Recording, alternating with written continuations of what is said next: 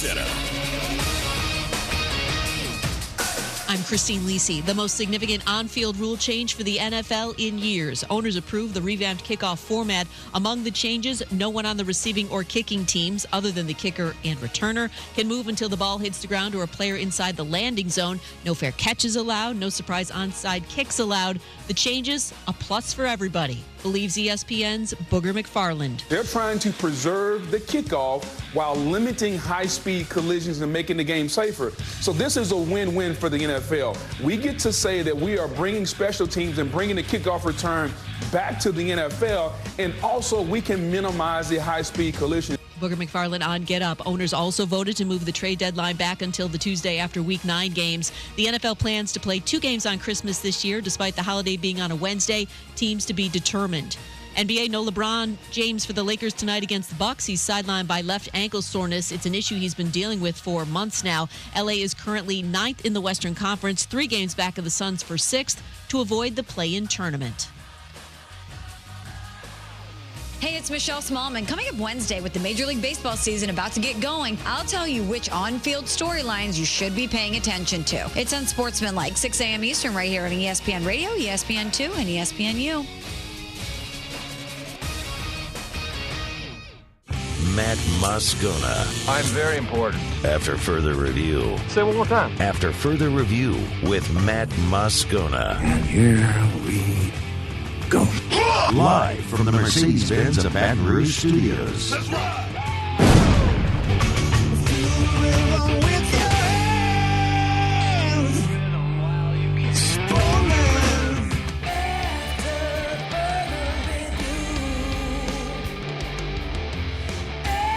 And off we go. Welcome aboard. Glad you're with us. AFR, powered by Sunshine, your hometown John Deere dealer in Louisiana. I'm Matt. Love you, Matt. Paul O'Neill. They're chanting Paul O'Neill's name. You, sir. And Mr. Toby Tomplin.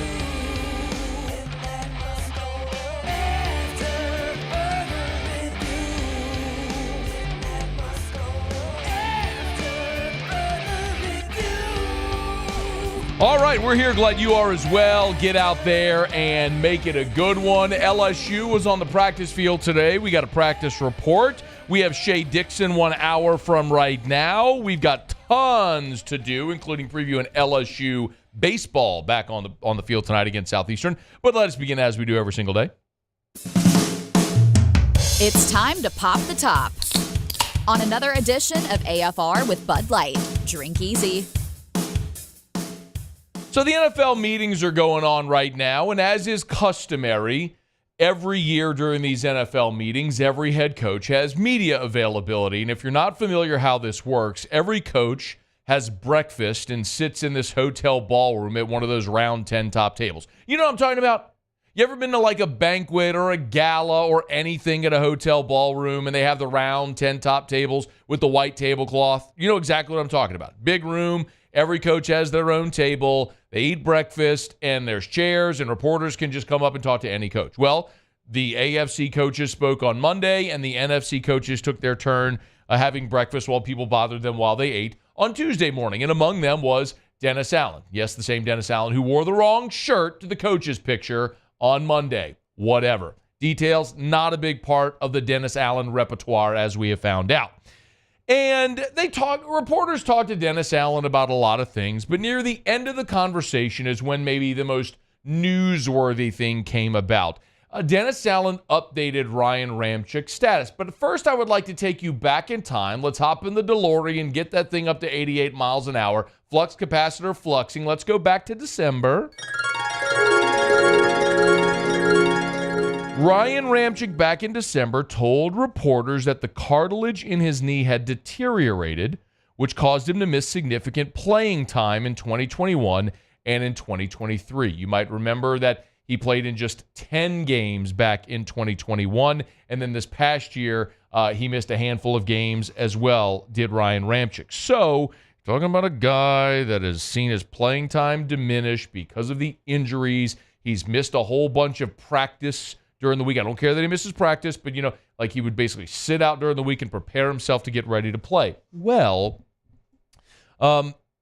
fast forward. That's when we play the harp again. Fast forward to the Combine. Last month, Dennis Allen was in Indianapolis at the Combine, and he gave this update on Ryan Ramczyk. Yeah, look, I think Ryan's getting better. He's obviously, he's got a knee that he and we are going to have to manage, but we feel much better about where he's at today than where he was maybe, a month and a half ago. Okay, that was great. Remember, the conversation around Ramczyk after the season was he told reporters he didn't know if it was going to cost him his career. Like, Ramczyk may be retiring early. And then all of a sudden, Dennis Allen at the Combine gives that update, and we're like, okay, maybe you can manage this thing well. Let's go from the Combine to present day.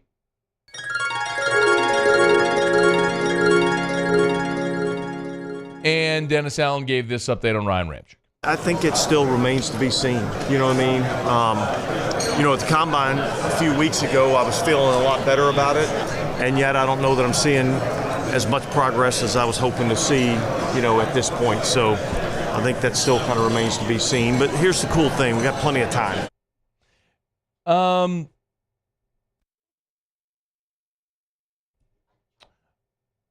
He was also asked if the injury could linger into the season.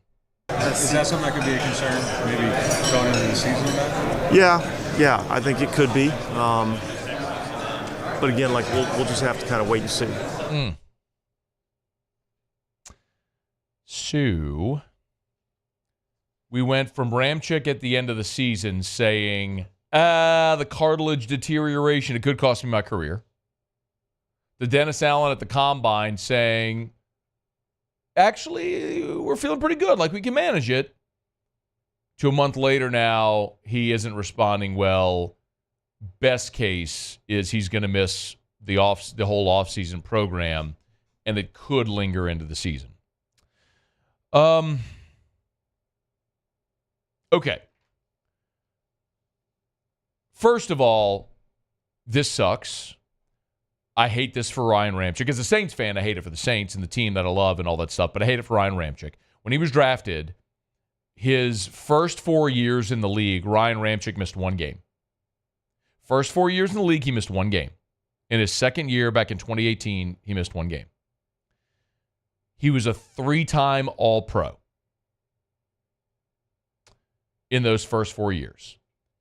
He was arguably the best right tackle in football and became the highest paid right tackle in football. And then the injury started. In 2021, he missed 7 games, played in just 10. In 2022, they managed him well. He bounced back, played in 16 of the 17 games, and then this past year, he missed 5 games. And as we talked about, had to manage it throughout the season, the knee injury. This, to me, only magnifies the fact that offensive line is your biggest need. Your offensive line is, by a mile, your worst position group. You also have gigantic question marks across your entire front. Andrus Peat is a free agent. Now, he stepped up big for you last year. Pete's a free agent. Hasn't signed anywhere. I guess could come back in theory, but he's not on your roster right now. Hurst, who was injured last year, took a pay cut and is restructured to come back this year. Eric McCoy and Cesar Ruiz are back. And Ryan Ramczyk is a gigantic question mark right now. Like, Ramczyk's career may be over. Maybe not. Hopefully not. But I don't know how you can approach this offseason saying, yeah, we're confident we're going to have Ryan Ramczyk. Like, you have to prepare for the possibility of him not being available for some or all of this season. So 3 of your 5 starters are gigantic question marks right now. And of the 2 guys you know you're going to have, McCoy and Ruiz, McCoy's been a really good center. Ruiz has been one of the lowest rated interior offensive linemen among starters in the NFL during his career. Your worst unit on your team is getting worse. Yes, you have Trevor Penning. You have Nick Saldiveri. I don't know that that's necessarily a great thing. Max Garcia, who played a good bit for you last year, is a free agent. Cameron Irving, who played in a pinch when Ramczyk got hurt, is a free agent.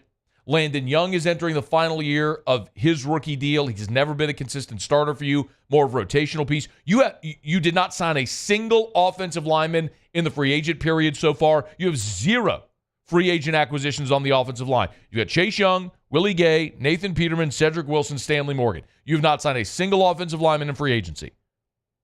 So right now where you are for your offensive line in 2024 is you're hoping Ryan Ramczyk's knee is okay. You're praying Trevor Penning can become somewhat of a serviceable starting offensive lineman somewhere, very likely at guard. You're very likely going to be drafting an offensive lineman and hoping that you hit on someone that can be a day one starter. Like, it is like sound the alarm, 4-alarm fire, code red, whatever you want to say, to underscore bold italics, how crucial and critical it is. Your offensive line right now isn't a want or a need. It ain't even a must. Whatever a must times a bajillion is, that's your offensive line right now. 2 for sure starters returning, and one of them is your worst offensive lineman. That's a gigantic problem. We can talk all we want about Derek Carr, his leadership, Dennis Allen being a lieutenant, not a general. We can talk about an aging Alvin Kamara, a depleted receiver room after your top 2 guys, tight ends that haven't produced. None of that matters if you can't block for your running backs and keep your quarterback upright. The Saints' great run that they made with Drew Brees in 9, 10, 11, 12, that run, you had arguably the best offensive line in football, where you had a pillar at center. You had the 2 best guards in the NFL in Evans and Nix, who were both all pros. You had Streif, you had Bushrod. You were a dominant offensive line. That was the cornerstone of what you did. And the Saints have invested so much capital in the draft into both lines of scrimmage. Ramczyk, Ruiz, McCoy, Pete, Penning, like all of them, first or second round picks in McCoy's case, but in that year, he was the Saints' first draft selection in that year. They've invested tremendous draft capital, and it's unfortunate that it is where it is right now, but you can't worry about that. That's the reality. You have got to go attack the offensive line in this draft. Like, this solidifies. Like, you do not have an option at 14 other than offensive line. Like, there is whoever the best offensive lineman on the board at 14 is, that has got to be your pick. Like, I don't even see another option at that point. You hope Nick Saldiveri can become a player for you. You hope Trevor Penning can find his way into the starting lineup. You pray that maybe Ryan Ramczyk's knee heals and stem cells and all this stuff can make him a viable lineman this year for you. But how do you count on any of that? You got to go address this in the draft, and you got to go add free agent offensive linemen as well. You just don't have an option right now. Tough news for the Saints with Dennis Allen talking about Ryan Ramczyk's knee situation, which apparently has gotten worse since the Combine. Okay, it's After Further Review. Show up and brought to you by Bud Light. Drink easy in Louisiana with a great taste of Bud Light, the official beer of the LSU Tigers, official beer of the New Orleans Saints as well. Are you going to be watching LSU baseball tonight? You're going to be out at the box watching the Tigers against Southeastern. Make sure you got plenty of ice-cold Bud Light. Hey, on Monday was the Dreams Come True of Louisiana Golf Tournament. Our friends at which, of course, grants dreams to children with life-threatening or terminal illnesses. Amazing organization. That's been our station philanthropy for years and years and years. Mockler and our friends at Bud Light were great sponsors of the Dreams Come True Golf Tournament. Last year, they sponsored more than 80 golf tournaments. It's more than one a week.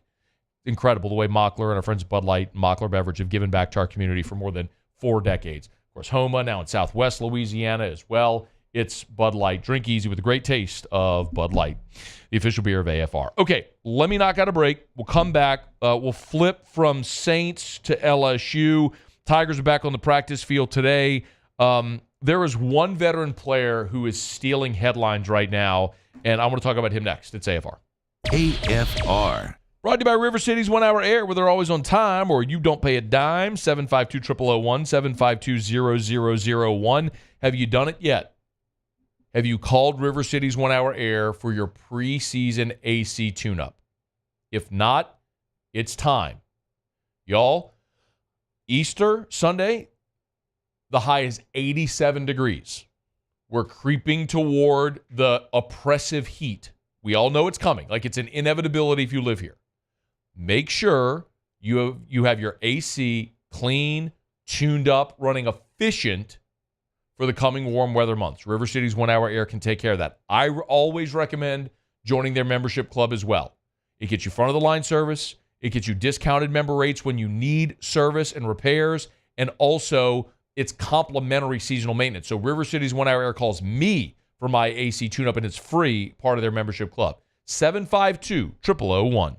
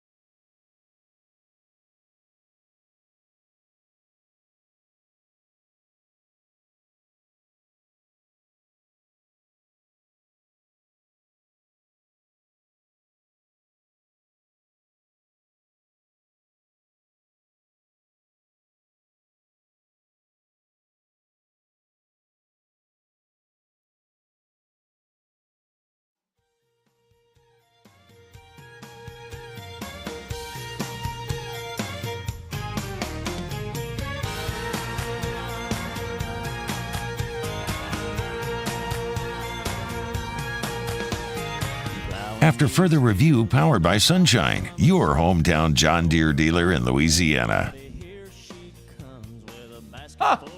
Muse. Yeah. I like that little ditty right there. What's that called? This is She Thinks My Tractor's Sexy by Kenny Chesney. That's a weird title for a song, isn't it? I mean, not really. No? No, I like it, yeah. Okay. You think she's singing about a John Deere? But yeah, he's absolutely singing about John Deere. Got it. Oh, For he's sure. singing. Yeah. But she thinks the tractor's sexy. Now you got it. Got it. Understood. Yeah. You think they went to Sunshine to get that tractor? 100%. Where else would you go? If you're Alexandria and South in this state, it's the only place you went. 17 location. Sunnyquip.com. Sunnyquip.com.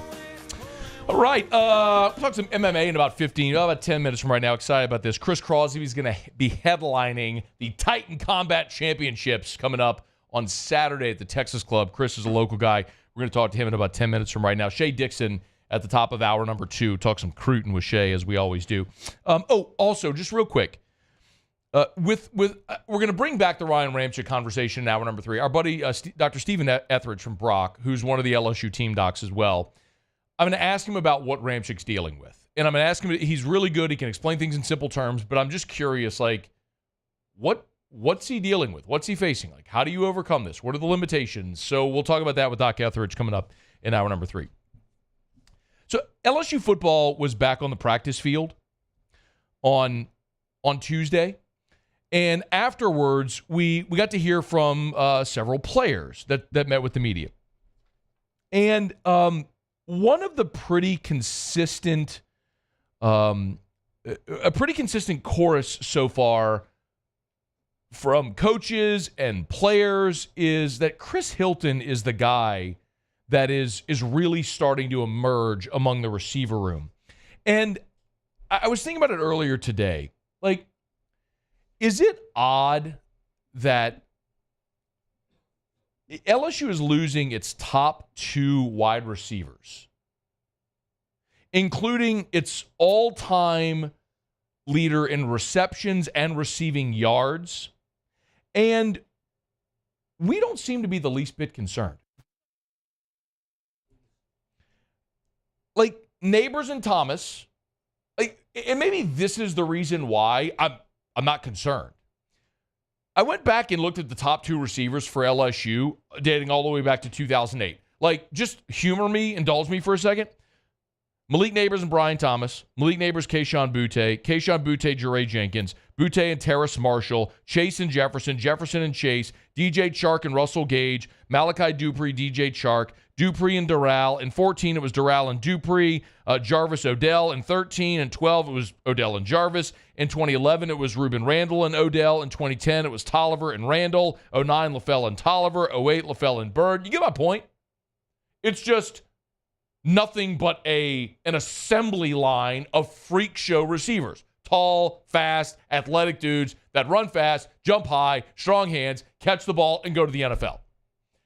All the talk for decades about LSU being DBU and all the defensive linemen for a decade that LSU pumped into the league, we could have a legitimate conversation about LSU with the wide receivers they've pumped out over the last 25 years. I just went back to 2008. We can go back to 07 and talk about Early Doucette and D-Bird, and before that in 06 when you're talking about Dwayne Bowe and Buster Davis, who were also first-round draft picks. I mean, you could just keep going back further and further and talk about guys like Skylar Green and Josh Reed and Michael Clayton. It's never ending. This state produces a crapload of skill players. There's just never a shortage of them. And so, yeah, it stings losing Malik Neighbors and Brian Thomas. By the way, 2 dudes who both played their high school ball within an hour of LSU's campus. But look at what you got.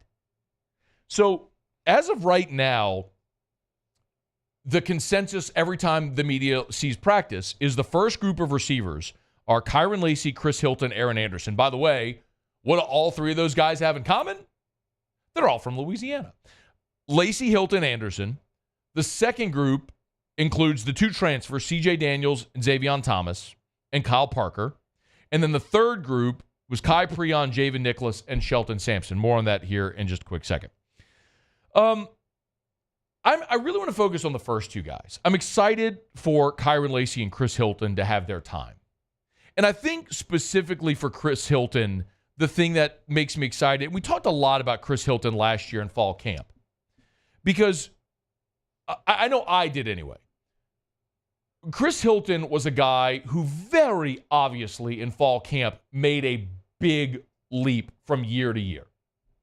And that's a guy that when he came to LSU, Chris Hilton was one of the highest rated receiving prospects in the country. I went back and checked today, and his 247 profile when he signed with LSU, Chris Hilton was the number 58 overall prospect in the country, and he was the number 5 wide receiver. He was the 3rd best player in the state of Louisiana. So this was a dude that was a top 50 prospect in the country. And typically guys like that don't wait.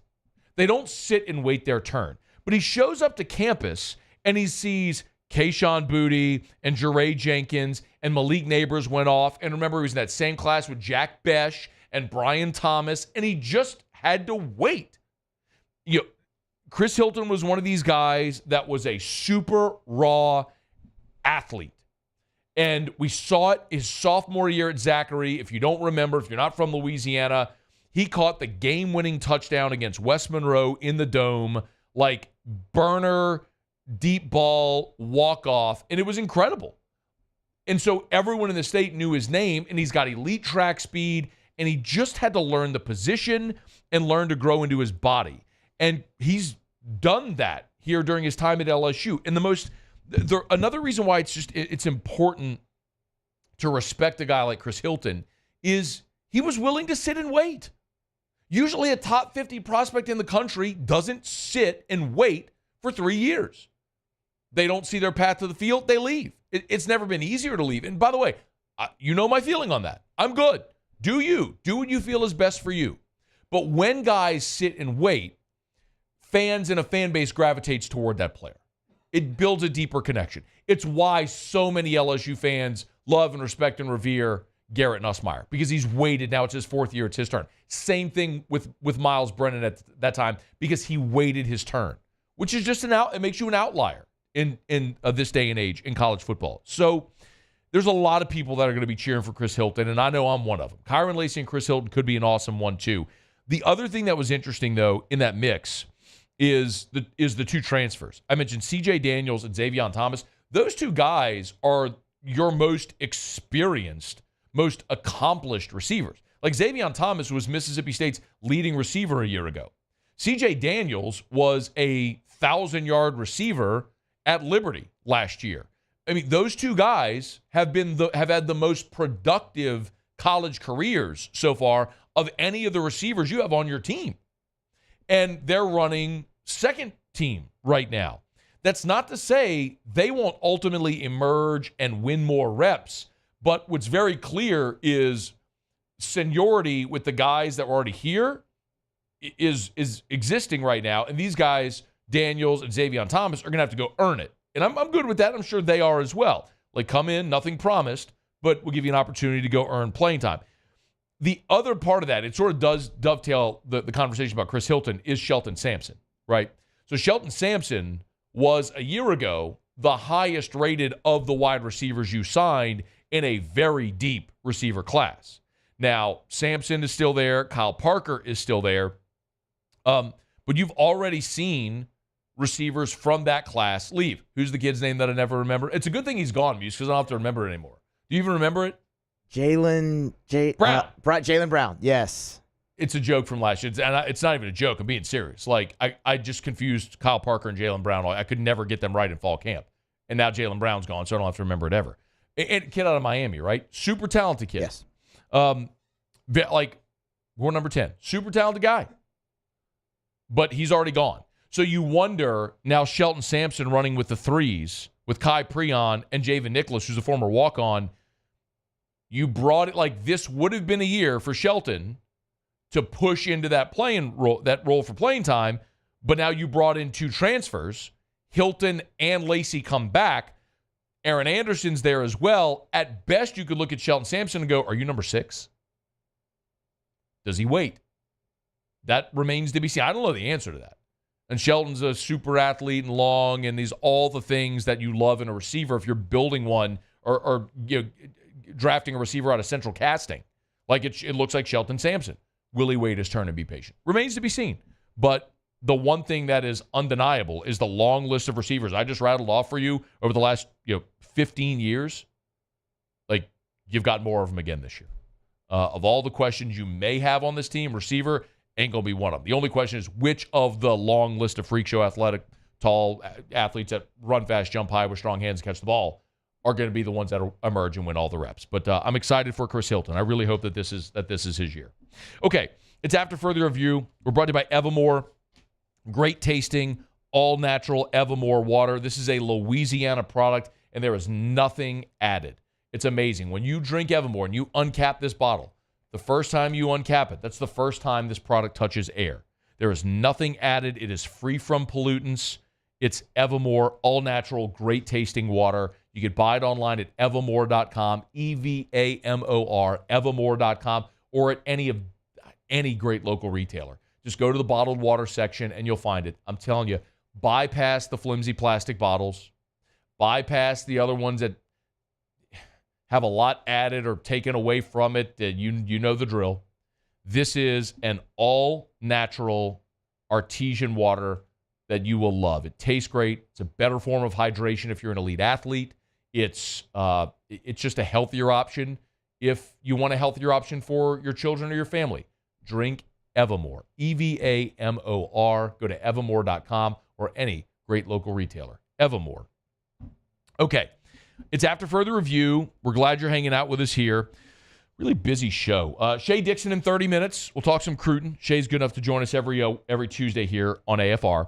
When we come back, though, Chris Crosby is going to join us in studio. He's headlining the MMA fights at the Texas Club this weekend. Titan Combat, their debut, their maiden voyage, and we're going to be great partners. We're proud to be partnered with Titan throughout all the different events that they're going to have. And I'm excited about it, man. They're trying to do MMA and bring live events to not only Baton Rouge, but to all of Louisiana, to bring these live MMA events and do it right and do it well. And we're excited to be partnered with them. So we'll talk to Chris Crosby in studio, local guy, hear his story. That's coming up next on AFR. AFR.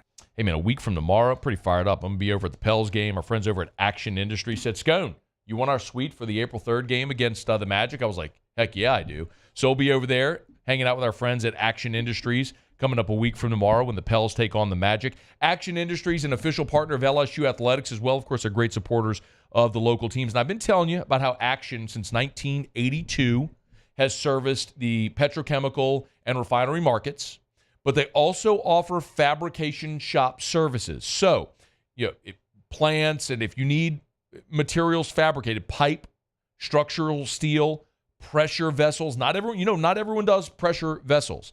And in their fabrication shops, they have separate shops, alloy and carbon steel. The two sections are segregated. They're ASME certified, and they have all three stamps, R, S, and U. They've got them all. It's Action Industries, proud supporter of LSU Athletics. Check them out, Action Industries.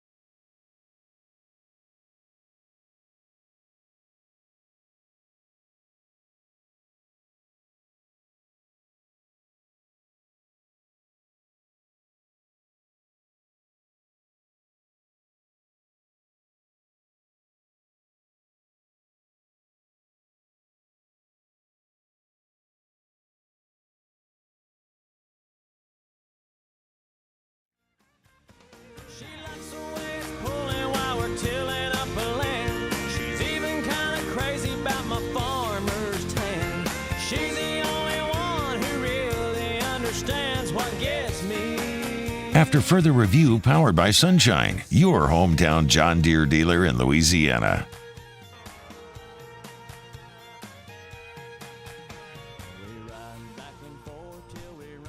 All right, glad you're rolling along with us here on a Tuesday edition of AFR. This Saturday, over at the Texas Club, Titan Combat Championship. It's an inaugural event. It's an inaugural fight card.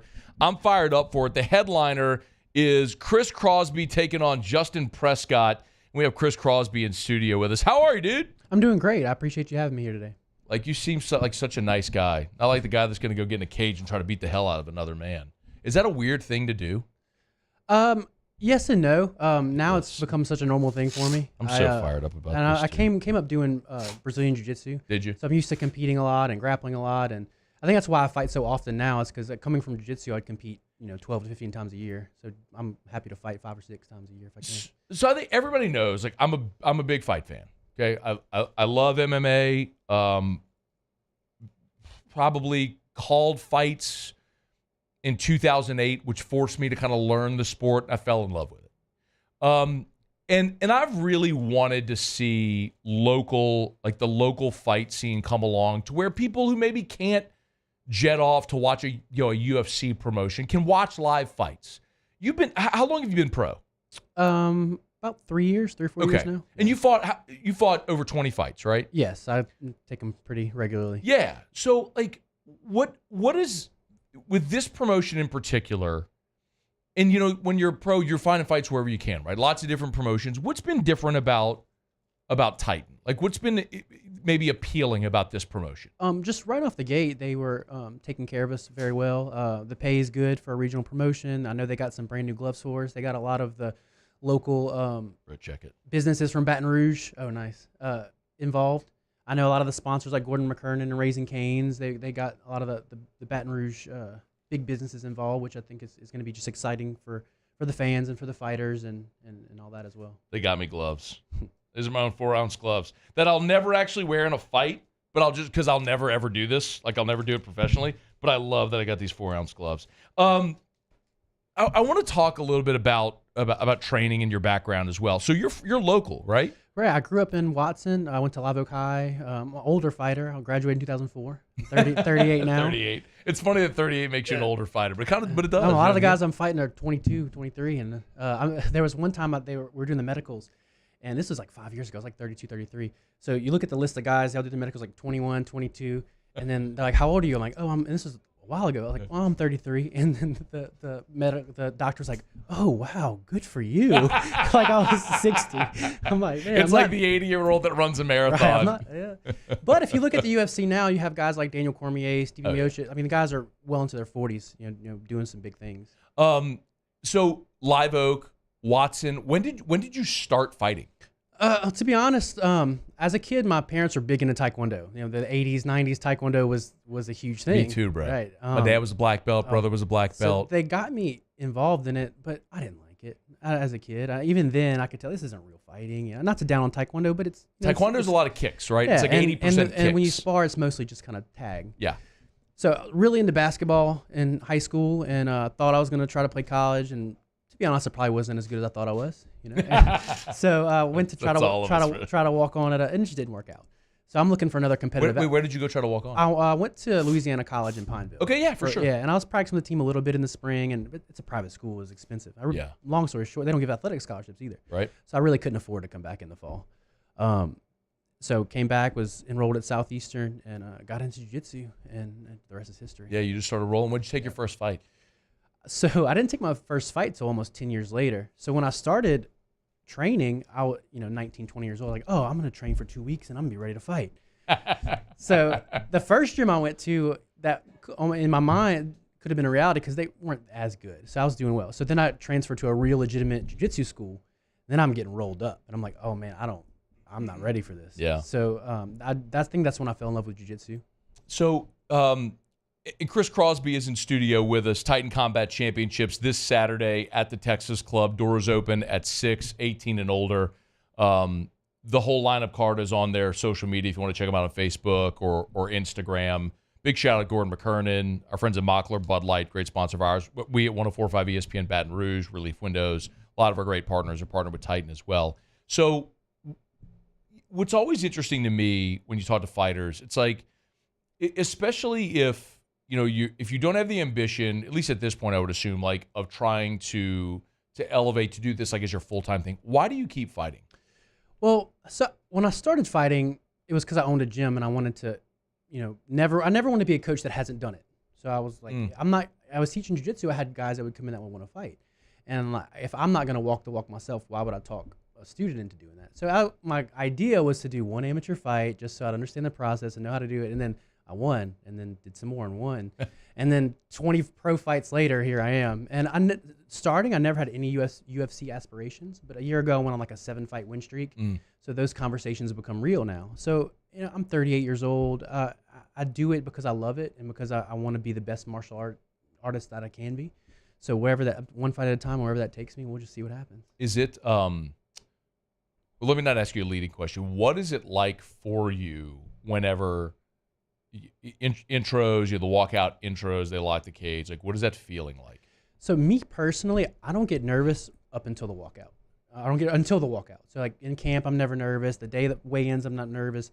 But as I'm walking out, I'm like, okay, here we go. It's real. And once the first punch is thrown, you're just getting autopilot. It's chaos. You can game plan a fight all you want, but you never know what's going to happen. But there's no nerves during the actual fight. Yeah. You're just fighting. It's almost like, the only combat is football. It's like as soon as the first snap and you crack helmets, it's like now the adrenaline dump comes and it's like, all right, now let's go. Yeah. Sort of and me as a basketball player back, and those feelings are very similar. Yeah. I remember when the horn would sound, I would get that butterflies in my, and even like a couple years after, go and watch basketball, if that horn would sound, I would still get those butterflies. It's like Pavlov's dog. Right. It's just the reaction. For sure. But I think the only difference is just the stakes and the consequences could be higher. People can get seriously injured, in a fight. So Chris, your fiance Sophia is here as well, and she fights also. She does. She's 4-1 as an amateur. I think she's looking to make her pro debut very soon. I tried to get her to come out here. She was like, no. I'm like, wait, you're gonna go lock yourself in a cage with another woman and fight, but you can't because you're nervous to come talk out here. That's crazy. No, she's very talented, and I think long term she has more potential, a higher ceiling than I do. She's 10 years younger than me, and she's about to be a pro. That boy. Look at you, man. Look at her. She's good looking too. Yeah, are you kidding me? And she can roll. She can handle herself. Right, for sure. So, but I could see her getting into the UFC, as a very real, something that could really happen. So, when that goes, I may take a step back and just focus on coaching her. And you know what they say? Families that fight together stay together. Right. That's what they say. Isn't that what they say? Do they say that? Do they not? Maybe. We get it out of our system on the mat. We're fine. We get back. I got my guy Casey gave me the gloves. Like I got the Titan gloves. So this is pretty cool, right? So if you're listening, not watching, these are the 4-ounce mixed martial arts glove. So y'all don't normally get gloves whenever you go fight a promotion. It depends on the promotion. It depends on sometimes they give you gloves that you can borrow and you give back after. Yeah. Sometimes they give you some to keep. It depends. I've had, small promotions give me gloves, and I've had some bigger promotions, let me borrow them. So it just depends. It's nice to get That is pretty awesome. Nice collection. A lot of times I end up using them as loaners at the gym. I'm not giving these back, by the way. I'm keeping these. I'm gonna live my my mixed martial arts fantasy. Just put these on and just pretend like I was a fighter at some point in my life. Let's talk real quick. Chris Crosby for a couple more minutes. Headlining the main event at Titan Combat Championships this Saturday over at the Texas Club. Doors at 6 o'clock. What time is the first bell? 7. 7 for the first bell. Really good card. There's a ton of fights as well. And the other thing, too, one of the things that I love when you go watch really good promotions, and you'll see this even in the UFC. Like, I love to watch the undercards because you get dudes that are hungry. Yeah, for sure. And it's not always just, sometimes on the main card, it's not always, but sometimes it's guys that are just trying to stack wins. And so sometimes they fight a little more defensive. It's not always the super entertaining. Or play it safe. Exactly. When you got dudes that are hungry, sometimes when you see the most entertaining fights. So sometimes you can really find a treat whenever you go watch promotions like this. So tell me about Justin Prescott, your opponent. What do you know about him? Fighting, by the way, 185, so fighting middleweight. What do you know about Prescott? I've known of him for years. We've never had a close relationship. I know his coach pretty well. I know his manager. We actually have the same manager. He didn't really want to make this fight, but we both are in the regional scene, both have good records, so it's almost like it was a collision course. Justin's good, but he had a little bit of a layoff. So we'll see. I think I've been getting better, and I'm not sure if he has over the last I think he had one fight last year. Before that, took 3 or 4 years off.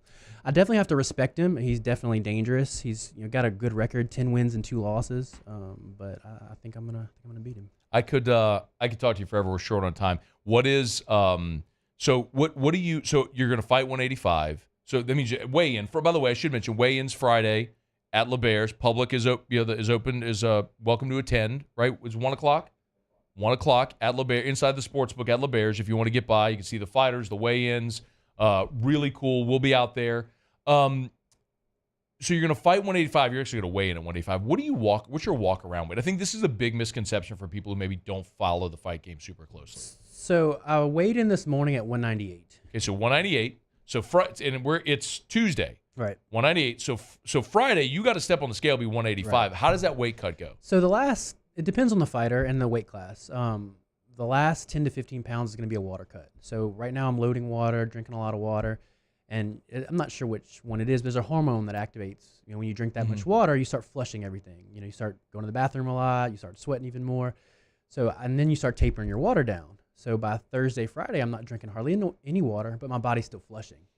So that kind of gets it started, and then I'll do like a sauna cut, just sweat out the last few pounds. And so when you actually step into the cage on Saturday, so you'll cut to 185. When you actually step in, you're 6'2". Sure. When you step in the cage, how much will you weigh? I'll probably be right where I'm at right now. Probably back to 198, depending on how much I have eaten and how hydrated. I mean, maybe 200, but I'd say probably 198. It's a big middleweight, man. Man, I do 170 a lot, and from then I usually diet to 190 and then cut 20 for 70. Wow. Do you feel strong at once? That's one of the big things when you have that big of a weight cut. Can guys cut weight like that and feel strong? I definitely think it's an advantage. I mean, I take a lot of short notice fights, with a month or a week or a couple weeks notice. So sometimes I fight at 85. I've even fought at heavyweight, but I've never lost at I've never lost at 170. So it says something, but I need a good 6 to 8 weeks to make it to 170. Well, you don't have to wait that long to see this guy fight. Chris Crosby, he'll be in the main event Saturday against Justin Prescott. That's this Saturday at the Texas Club. Doors at 6, first bell at 7, 18 and older. And they're expecting to have some of the stars and legends of the sport in attendance as well. So stay tuned to their social media for a lot of those announcements. Again, the weigh-in Friday at LeBear's at 1 o'clock, so you can get on by and support. Hey, man, good luck on Saturday. We'll be pulling for you. Hopefully we get to do this again, man, as you'll move along. Thank you so much for having me. I appreciate it. I'm going to give you a knuckle with my gloves on. I love it. All right, it's After Further Review. We'll wrap up hour number 1 next. AFR. Brought to you by Darren James and Associates, brokered by LPT Realty. If you're thinking about selling your home, call Darren James. 335-7666, 335-7666, or agent225.com. The bottom line is there is nobody better. Literally. Number 54 in the country on the Wall Street Journal's list of the top 1% of realtors in America is Darren James. So when I'm telling you, when I say that's not a subjective opinion, that is objective fact. Darren James, number 54 in the country based on the number of homes closed. Call the absolute best. One of the things Darren told me, said this week on his live reads, he did want to mention a family that are friends and colleagues of his, Rob and Melissa Filler. Their daughter, Gracie, has cerebral palsy in her left foot. There's a procedure that can help her walk again, but it's only partly covered by insurance. So Darren mentioned this week, if I could mention their GoFundMe. It's Gracie Filler if you'd like to contribute. Think real estate, think Darren James.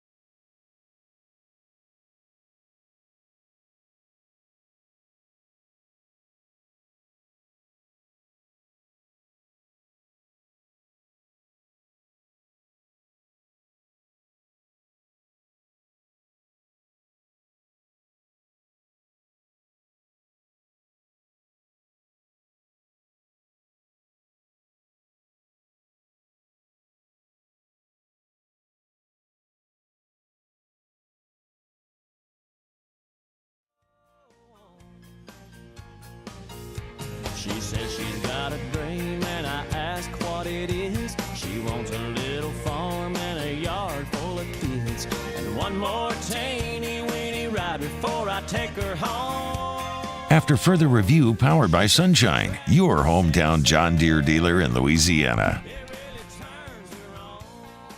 The NFL owners have approved a revamp of the kickoff for the NFL this year.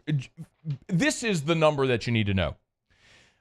They've essentially adopted the XFL kickoff rules. XFL kickoffs were returned 90% of the time. Last year in the NFL, the return rate fell to an all-time low of 21.7%. So 1 out of 5 kickoffs in the NFL were returned. The kickoffs were essentially eliminated from the game. So they've changed the rules, and I'd like to run through the rules for you so you can understand exactly how this is going to go. And Muse, you tell me if I'm misinterpreting any of this and how this is going to go. But effectively, they're going to kick off from the 35-yard line, which is where they kicked last year. That part I got, yes. Yeah, and then the other 10 players in the kickoff, they're going to line up at the receiving team's 40-yard line. So kickoff from the 35, and then the other 10 players will be at the 40. The 10 players on the receiving team No, are at... no. On the kicking team will be at the 40. At the other team's 40, not their own 40. So the kicker will be at his own 35. 40. The plus 40. The kicker will be at the 35. Everyone else is going to be at the 40. The other team's 40. Wait, so they're behind the kicker? They're at the 40? They're in front of the kicker. Yeah, the kicker's going to be at the 35. He's at the normal 35. Yeah, the normal minus 35. He'll be at the 40. And then the other team, they're going to be lined up close to them as well in the setup zone between the 35 and the 30. Setup zone. Yeah, and then the kick and the returners, there can be 2 returners, and they have to line up in the landing zone. The landing zone's between the goal line and the 20. So they can't go into the end zone. Can't go in the end zone between the goal line and the 20. And there's no touchbacks anymore either. Okay. No, I'm sorry. There are touchbacks. Oh. A touchback goes out to the 30 now, from the 25 to the 30, but there's no fair catches anymore. Didn't it used to be the 20? It used to be, but then it was the 25. Now it's the 30. Okay. If there's a touchback, it goes to the 30. So that's essentially to disincentivize a team from kicking it into the end zone because you don't want a touchback because then they get the ball at the 30. So you want them to return it, but it's got to go in the landing zone between the goal line and the 20 is how that's got to go. What if it doesn't? It's touchback. Well, then it goes out to the 30. Gotcha. But there's no fair catches anymore, Mute. You can't fair catch. They're trying to get kickoffs. Got it? Pretty easy to understand, right? AFR.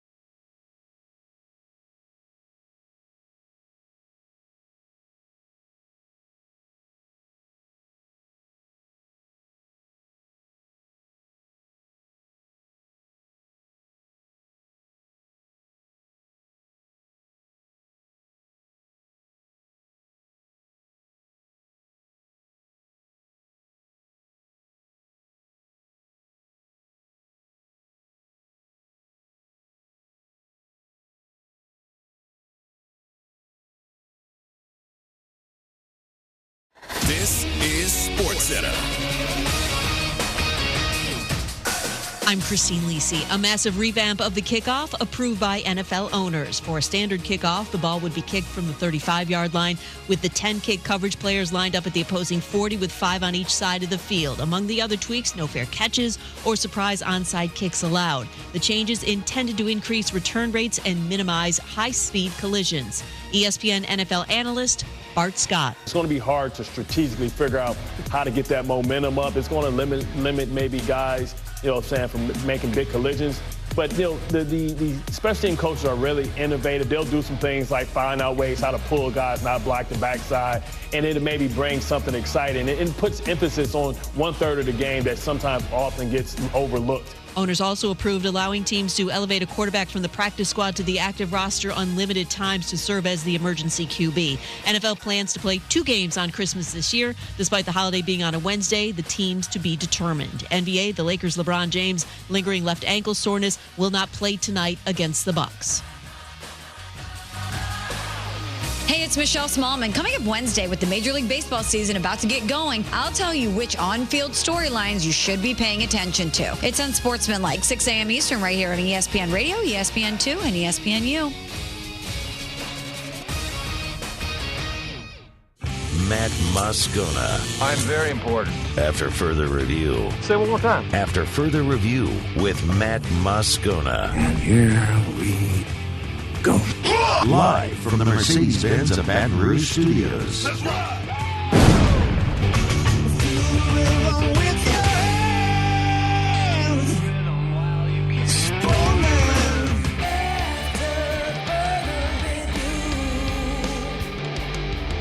Hour 2, off we go. Welcome aboard. Glad you're with us. AFR, powered by Sunshine, your hometown John Deere dealer in Louisiana. I'm Matt. This is Shaq O'Neal, and I hate Matt. Paul O'Neal. They're chanting Paul O'Neal's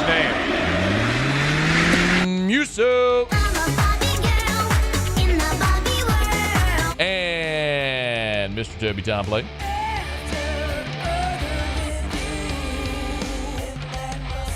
All right, we're here. Glad you are as well. Get out there and make it a good one. Feinswog here in about 15 minutes. Next hour, Dr. Stephen Etheredge from Brock is going to join us, orthopedist. I want to talk to him about Ryan Ramczyk's knee. Like, what's going on? What are the limitations? What treatments are available? What's a realistic expectation? All that sort of stuff. That's coming up a little more than an hour from right now. Every Tuesday, Shea Dixon, good enough to join us here to start hour 2. Talk a little Cruton. Shady, how are you? I'm doing well. How are you, Matt? Man, I'm doing really, really well. So spring practice is going on right now. How much of a recruiting opportunity is there for Brian Kelly and the staff during spring?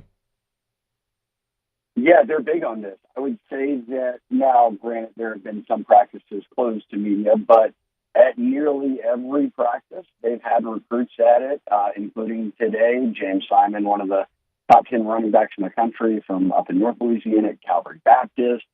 He's at practice, and over the weekend, they had an open practice, so we got to watch as the media for 2+ hours. And I would say 5, 6, 7, if not more, your top targets in this class who are out there as uncommitted guys or committed to other schools were there and kind of hanging out with the position group coaches, right? If you're a receiver, you're with Hankton and them. If you're an lineman, Brad Davis, and so on. So they get a real good feel for, okay, this is what practice is like, and then they go sit in the film room, and this is what film room is like, excuse me. Let's go back to James Simon. He's a guy we've talked about a good bit, the running back from North Louisiana. So this is a sort of a multi-day visit to Baton Rouge. How's it gone?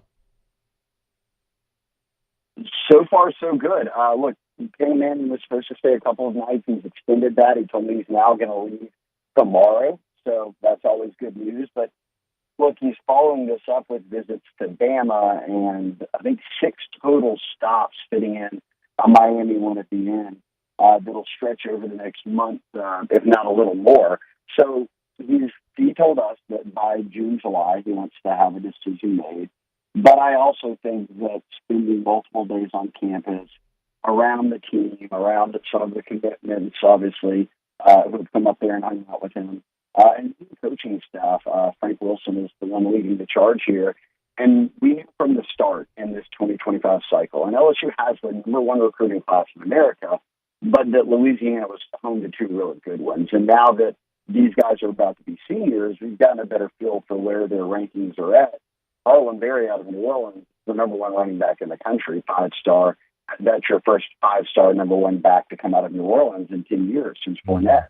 And they've got him committed. He committed in January. So the focus has shifted to James Simon, who's had an offer forever. They've been on him since this staff got brought in, have a lot of connections to him. I think he winds up at LSU. I think, Matt, right now we're just saying, does he wait out and take every visit and kind of get a total feel for things? Or in the coming days, do we see him shut things down after this first visit? I think it's a possibility, but it wouldn't shock me if he just went through with it and took the visits and then said, okay, I'm ready to now decide. Be big, obviously. This 2025 class has been so fun watching it come together. There's another SEC target who is an Arkansas decommitment, and it's offensive lineman Carius Kearney. Tell me if I'm mispronouncing it, Shea. But what can you tell? So he visits LSU, then decommits from Arkansas. Generally, that's a pretty good sign, right? It is. And I said Kern, so maybe one of us is wrong. Okay. Well, certainly, by odds, one of us is wrong. Curne. Tomato. Curne. Okay. Carius is his first name. We could do that.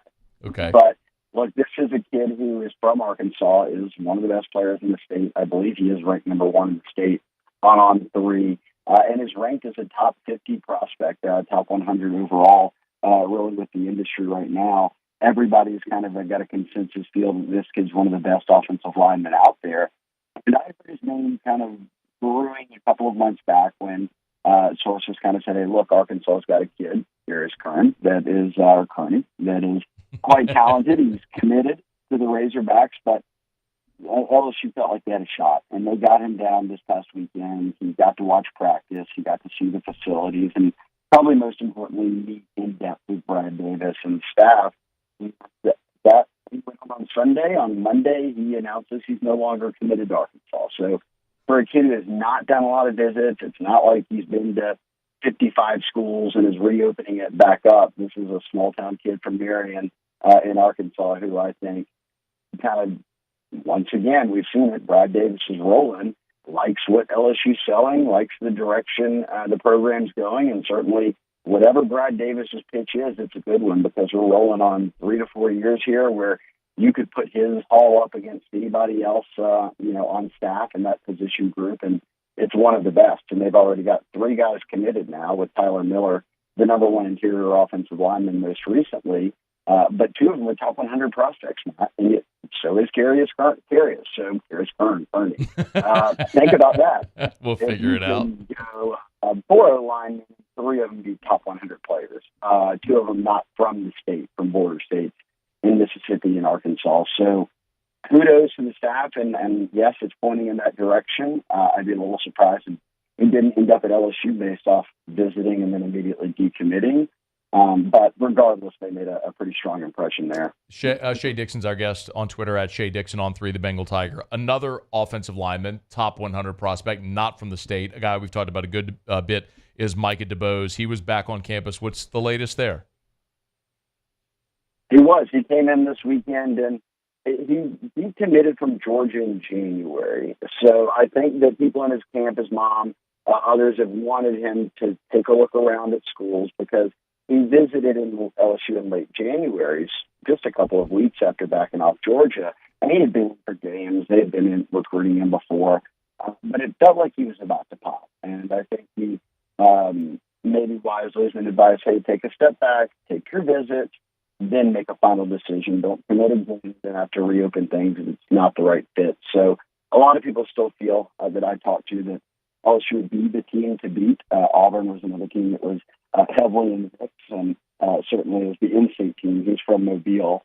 They're one to watch. But that said, Brad Davis is filling up quickly. Like, you've got 3 linemen committed. If you add a 4th in Carius, that's 4. How many do you sign? 5, probably, but 6. And DeBose just, isn't the only big lineman still out there. So good problem to have when you can start to either say, hey, get in the boat now, or we're going to go elsewhere because we're in on a lot of really high-level prospects. Is Solomon Thomas another prospect that they're in on, or who's on campus as well? Yes, he was. He's committed to Florida State. It was wild out there actually watching Brad Davis coach up the offensive line, which is considered really the strength of LSU's team, probably, right, Matt? And then right behind him are just kids that don't look like they're in high school. I mean, the kids we've just been talking about are all of 6'4.5", 290, 300 pounds.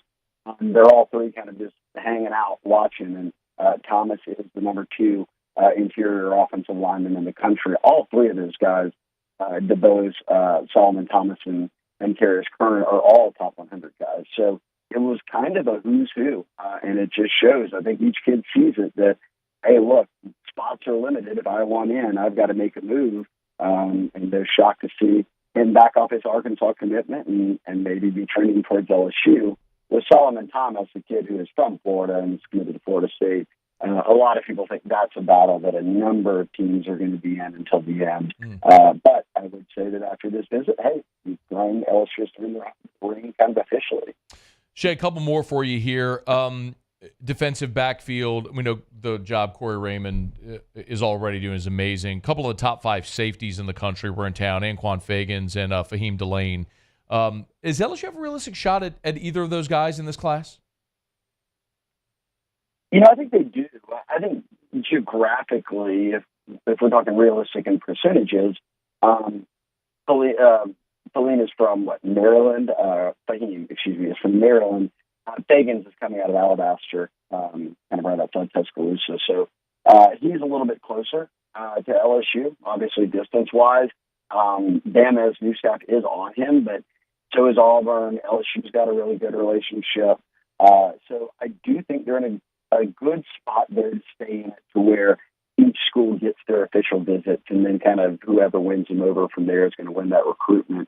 But he is close to the number of guys in the class. I mean, I saw him hanging out with Harlan Berry, who's committed the number 1 running back for probably the majority of practice when we were out there this past weekend. And then Fahimi, even though coming from Maryland, playing up at Good Counsel, which is a pretty well-known high school, he's visited. He told me this was either his 4th or 5th visit down here. So he's always had interest in LSU, but he said this trip was about getting to know Corey Raymond, Jake Olson, Blake Baker, because he had only known the prior staff. This was his first time getting face-to-face in Baton Rouge with the new coaches. So he was down with his dad. That was big for him. LSU's going to get an official visit.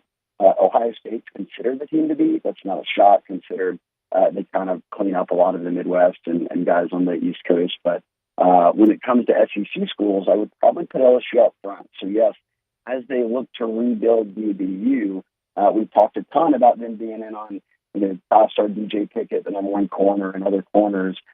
Simultaneously, they are off to a pretty nice start in terms of getting top targets on campus who are highly thought of safeties. Shea, one more thing before you go. I know LSU's offered Philip Blitty out of the portal, defensive tackle. Look, obviously defensive tackle is a huge position of need out of the portal this year. Is this like a realistic target for LSU, someone they're going hard after? It's certainly someone they're going after. We'll see how hard it ends up being, but he did go ahead and tell On 3 today. This is a kid, again, who played at Indiana and then entered the portal that in April, really over the span of about 2 weeks, he's going to see Washington, Arizona, and Oklahoma. And then from there, LSU, Auburn, A&M most likely get visits. So you're looking at a kid who's pretty highly coveted, considered a number of schools are trying to set up visits and get him to campus.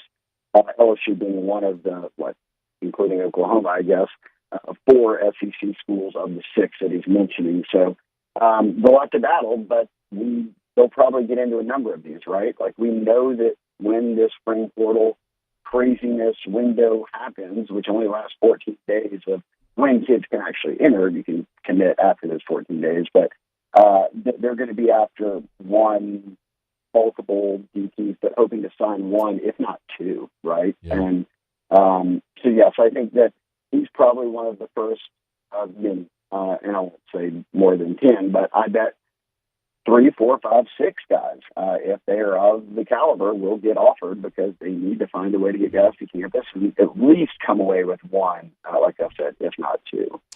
Shea Dixon on 3, the Bengal Tiger. Make sure you follow him on Twitter at Shea Dixon. He's just the best. Shea, we always appreciate you, man. Thank you.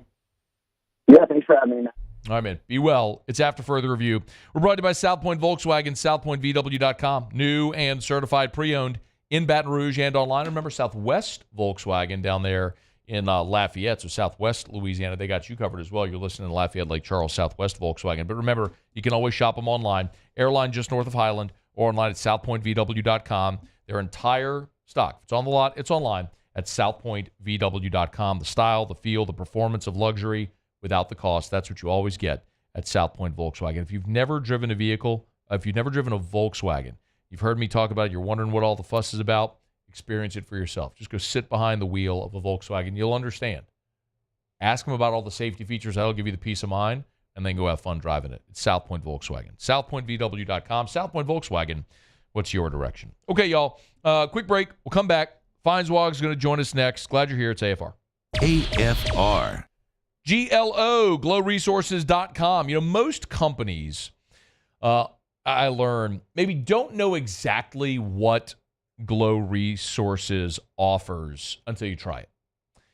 And the best thing that I can say is that Glow Resources, they are a first resort for quality and long-term effectiveness when it comes to hiring. This is not a temp staffing agency. This shouldn't be a, man, we're really struggling. Last resort, what do I do? Call Glow. No, this should be a first resort for you. And it's not just, yes, skilled blue-collar labor, absolutely. But also, they have a white-collar division. So if you need engineers, project managers, a C-level management, your tax season is here. If you need accounting personnel, Glow Resources can help. And they have a 93% retention rate. glowresources.com. GLO, glowresources.com.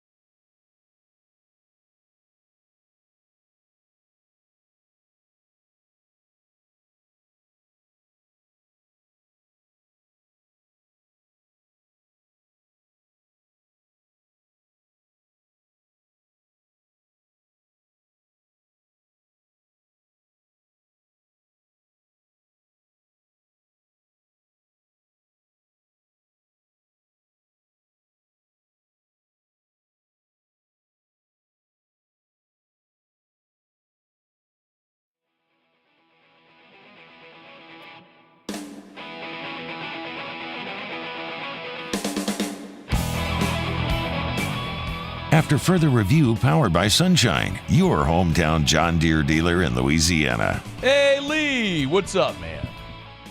Hello, Matt. Purdue's still alive. Better than this time last year. The amount of messages I get I really get two messages from people all the time about the tournament. It's Mama Scone's bracket, number one, first and foremost. And number two is you and your Purdue pick every year. So, yes, Purdue's alive, and I'm pulling for you. Mama Scone, by the way, for those wondering, Mama Scone had St. Mary's winning the national championship, so she's toast. It's over. It's over there. Well, obviously, if you have a bracket, you're destroyed. You got nothing. But if you pick Purdue to win it all, you still have that chance. You got a shot. Real tough game coming up against Gonzaga, and then the winner gets Creighton, Tennessee. So that's a super quadrant of the bracket. However, Matt, let me tell you this: if you had a women's bracket, which I'm going to go out on a limb here and say you don't fill out a women's bracket, you would be correct. But if you did and you went chalk, 100% chalk, you'd be sitting pretty right now because, Matt, women's basketball remains a top-heavy haves and have-nots sport. There were 32 first-round NCAA women's tournament games. One of them had an upset. I know which one it is. The lower-seeded team beat the higher-seeded team, and that was here in Baton Rouge, where Middle Tennessee beat Louisville. And the way LSU was playing with all the implications of that game, you could almost make the argument that Middle Tennessee might have done LSU a favor, but that's irrelevant. But there wasn't even an 8-9. There wasn't a 7-10. There was not one in the 32. In the second round, which is the round of 32, 16 games, there were 2 games in which the lower-seeded team won, and that was a 4-5 when Baylor beat Virginia Tech. And then the only so-called upset was when number 7 Duke beat number 2 Ohio State. And of course, Virginia Tech doesn't have Liz Kitley. They're All-American forward, 3-time All-American. And the argument for me has been it should be a 32-team tournament. It would be better, and they could have quads of 8, and it would be spectacular, and they'd get even better TV ratings. That's not the direction that women's basketball wants to go in. They don't want to step backwards, and I understand that and respect that. I'm just telling you. It's not March Madness on their side. It's an interesting point. Honestly, Lee, it's not that dissimilar from college football, where you have a very top-heavy sport where there's a clear delineation between the haves and the have-nots. Women's basketball is similar. And that's a good point. You go into those two sports, and there are 4 or 5 teams that can win the national championship before the season begins.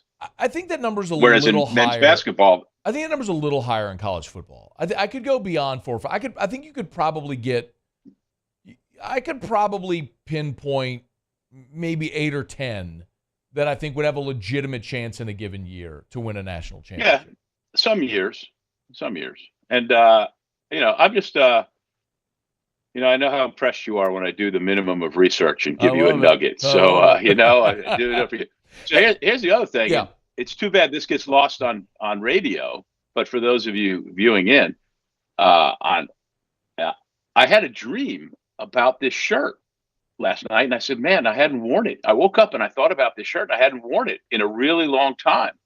And Matt, as you can see, it's from the 1992 Final Four in Minneapolis. Okay, that was Duke. And that was Indiana, Duke, Cincinnati, and Michigan with the Fab Five. Yeah. And it was one of the greatest collections of college basketball talent ever.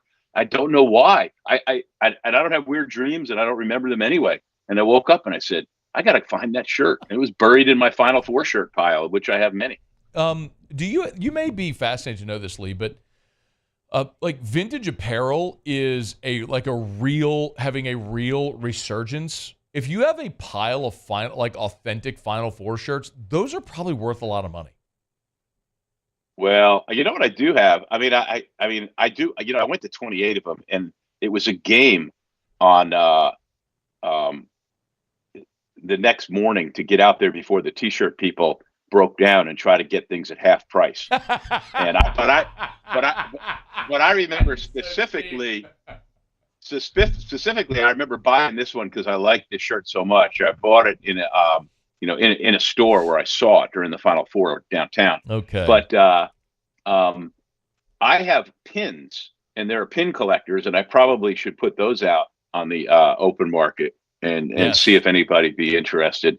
I also have, you brought this up, and it's a weird segue. And if anybody is interested, it's sportsmonday@aol.com. Yes, I still have that AOL because it's great. Keeps all those folders intact.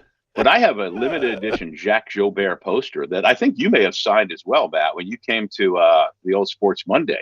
And it's a fantastic poster at Tiger Stadium with a tiger exploding out of it. Yeah. And it's autographed by everybody. I mean, from Paul Dietzel to Charlie Mack to Dale Brown. Are you trying to hawk your memorabilia on this show? Is that what you're trying to do? I want somebody who wants to pay exorbitant amount of money for that poster because there are signatures on there you just can't get. The only I've told you this before. Fan, the only chance you get an exorbitant amount of money for that is at an auction for a charity. That's like the only way that's ever going to happen. Okay, well, we could do that, but I always think of myself as a good charity and as a good start, so whatever. But the idea about the old T-shirts, no, nobody wants my old T-shirts. I like wearing them once in a while, but thank you for that. I'm not guessing. I'm telling you, like people would buy your shirts. That's it's a weird thing, but vintage is like a real thing now.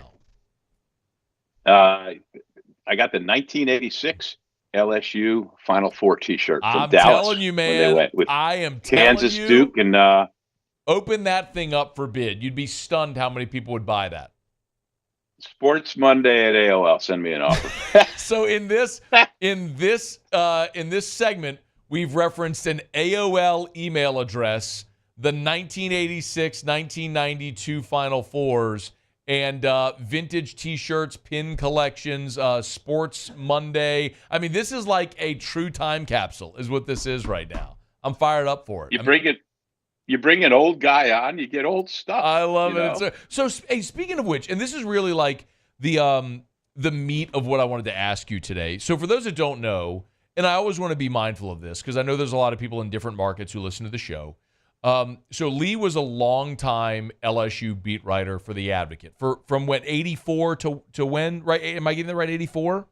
Well, no, I mean, I've been here since 84, but I covered LSU basketball, like as a beat writer, pretty much late 88 till I got out of the business in 98. So the last. But you're a newspaper man. You're a print newspaper man who's correct. Who newspaper guy morphed and did TV for a long time and comes on here on Tuesdays and we joke around and talk about beer and stuff. But I am curious your thoughts from a print journalism background about the Kim Mulkey thing with the Washington Post guy. Like, do you just have when you surface level, you and I don't know anything more than what we've heard Kim Mulkey say or whatever. What's your thoughts on that situation? Well, let me preface it by starting with this. Barry Bonds was the greatest baseball player ever lived, in my opinion. Okay? Even though he did steroids and was not a likable fellow. And everywhere he went, he got booed, especially when he got closer to breaking Henry Aaron's home run record and even past there. But whenever he played in San Francisco, they loved him in his home stadium and he got standing ovations. Yes. Okay? So let's start with that in the case of Kim Mulkey. There are a lot of LSU fans looking at her totally with purple and gold vision and thick sunglasses. And that's fine. You're sports fans. That's what you do. Kent Babb, who's a really good sports writer for the Washington Post, wrote a book a few years ago about the Carr football team. It's not like he hasn't been in this area. It's called Across the River, Life, Death, and Football in an American City. And so number one, when he wrote that book, people in Louisiana loved him. Now they get wind of the fact that he's writing a story about Kim Mulkey, who says in a preemptive strike the other day, and she must have something that she's really concerned about, her or what she knows that people said, for her to have such a preemptive strike at such an unusual time. Now, two of the things that she went after was, one, they gave me this 2-day deadline. I've been trying to interview her for 2 years. Finally, as if you're a sports writer and you've worked on a story a really long time, at some point there's somebody you want to interview. You got to fish or cut bait. So they gave her that option. The other is she started right out by saying, I've hired the best defamation lawyer and for starters, okay, good for you. But that's really hard to prove, number one. And number two, Matt, you know who owns the Washington Post? Amazon. Jeff Bezos. Bezos, yeah. Who owns Amazon. I'm guessing he's got pretty good lawyers. Number one. For sure. Number two. But also. Wait, let me finish one more thing. No, and just for the record, they did lay off 240 people earlier this year or last year. So that's not exactly a thriving enterprise, just for the record. It's been horrible. And I subscribe to the Washington Post and other papers online. I read it every day. I enjoy the Washington Post. And I like the style section and the travel section and the metro section, and I also read the sports. But actually, the sports is the last thing that I usually read. Chuck Culpepper, our great friend, is one of the great sports writers and writes for them. I will tell you that at one point way back in the day, I did a lot of writing for the Washington Post. And you just didn't put stories in the Washington Post willy-nilly, okay? There's editors to go through and layers and layers. So I assure you, whatever he writes about Kim Mulkey, good, bad, or indifferent, the quotes he has won't be made up. The questions he asked those people were legitimate, and the responses they gave are going to be from them. So the other thing about the preemptive strike is, how about we just wait till we read the story and see what it has to say? We don't know what it's got to say. I mean, it's well documented what some people think of Kim Mulkey in a negative sense. She's a great, great basketball coach. Her friends are loyal to her. Her LSU fans, go back to Barry Bonds, are extremely loyal to her no matter what. But they're that way with any LSU sports figure, for whom they're greatly devoted, and they overlook whatever indiscretions, and there certainly have been many. So in this case, just let the story come out. Have there been indiscretions? Yeah. Or just opinions that certain people find unpopular. It's been a while, but we haven't had our annual summer right before the start of football season bar fight with people getting beat to hell. There was a time there where that was a regular occurrence, but we didn't care, because if you're an LSU fan, because those are our guys who are going to play football for LSU. I'm talking about with Kim Mulkey, though. Oh, no, not with Mulkey. No. I meant LSU, and I meant sports in general. Okay, and it's not none of that's unique, and none of that's unique. Like I've always said to you, Matt, what's the word? Like, look up criminals and Florida State football, or criminals in Florida football, or criminals in Georgia football. I don't even have to do it. But I know if I Google that, I'm going to get lots and lots of hits, right? For example. So it's a very long-winded answer to your question, but Mr. Babb is a damn good sports writer for a damn good newspaper with a lot of checks and balances. And he didn't just wake up and go, I'm going to willy-nilly write some story about Kim Mulkey. I don't think that he willy-nilly said he's going to write a story about Kim Mulkey. My big question, and this won't be answered until we read whatever does come out, is what he has to write actually newsworthy? Or is this someone who is chasing a narrative? And it feels like that, Lee. Again, I don't know. Yeah. I don't know. We'll see. But that's what it feels like. So. Well, you know what? I mean, Kim Mulkey, like I said, is the best women's basketball coach probably. She could probably coach a men's team and do great. But she has done and said things that have rubbed a lot of people the wrong way over the years. But the people who work for her and play for her are loyal to her, and her success is unparalleled. And how that's approached in the story, I got to wait and see. Yeah. Okay. And when I do, we'll drink ice cold beer. Hit it. We're late. Let's go. Here we go. Oh, what is the malted liquor? What gets you drunker quicker? What comes in bottles or in cans? Beer. Can't get enough of it. Beer. How we really love it. Beer. Makes me think I'm a man. Beer. I could kiss and hug it, but I'd rather chug it. Beer. Got my belly out to here. Beer. I could not refuse it. I could really use a beer. Beer. Take it away. All right, I got two beers, but just one to just bounce off you. It's Second Line Brewing Summer Pills. Just really nice. Okay. You can pick it up. It's refreshing with the weather warming, but that's not my beer of the day. My beer of the day, as you know, because you have the graphic, is the Urban South Po' Boy Amber. Amber Lager. An Wow, Amber look Lager at that. from Louisiana, from Urban South. Of course, you've been to Urban South I with have. me. And Yeah. the game notes say hazelnut and toasted bread maltiness combined with soft floral aromatics in this Amber Lager that perfectly pairs with your favorite po' boy. I just drank it. It was good. It's only 4%. It's really nice. Because we have so many beers that are just loaded. But this one's really a really nice beer. Urban South Po' Boy Amber Lager. And, I like darker beers. I was surprised I liked it because of the low alcohol content, only 4%. But I've got 2 more of these saved, and probably one I'll drink when Purdue wins the national championship. The other one I'll drink. The other one I'll drink slowly and quaff it while I'm reading the Washington Post story about Tim Mulkey. You might be waiting a long time to drink one of those. I don't think Purdue's winning a national championship, but we'll see. Thank you, Lee. Bye, Matt. All right, we'll see you. It's AFR. AFR. Hey, we're brought to you by Rouse's. What you cooking for Easter? Rouse's has 81% lean ground beef value pack, $2.88 a pound. That's $1.61 a pound off. That's a savings of $1.61 per pound. They also have wild caught, head on, 9 to 12 count Louisiana shrimp that are just $5.99 a pound. My goodness.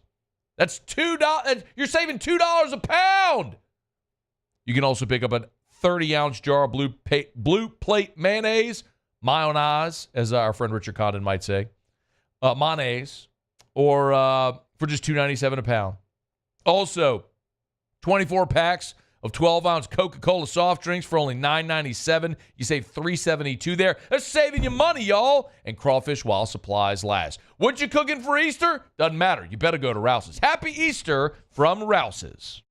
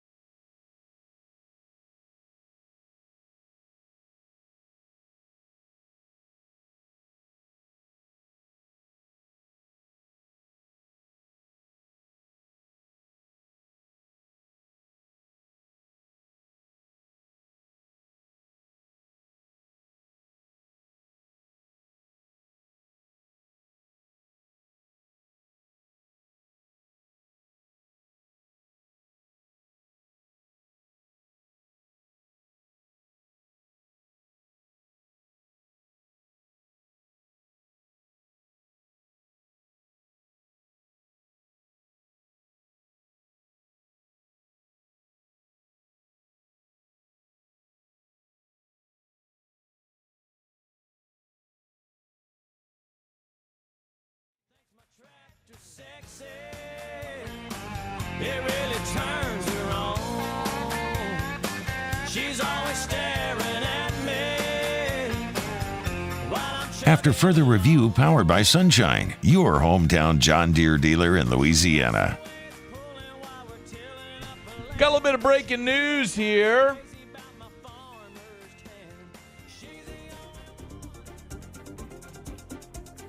LSU football has landed its first,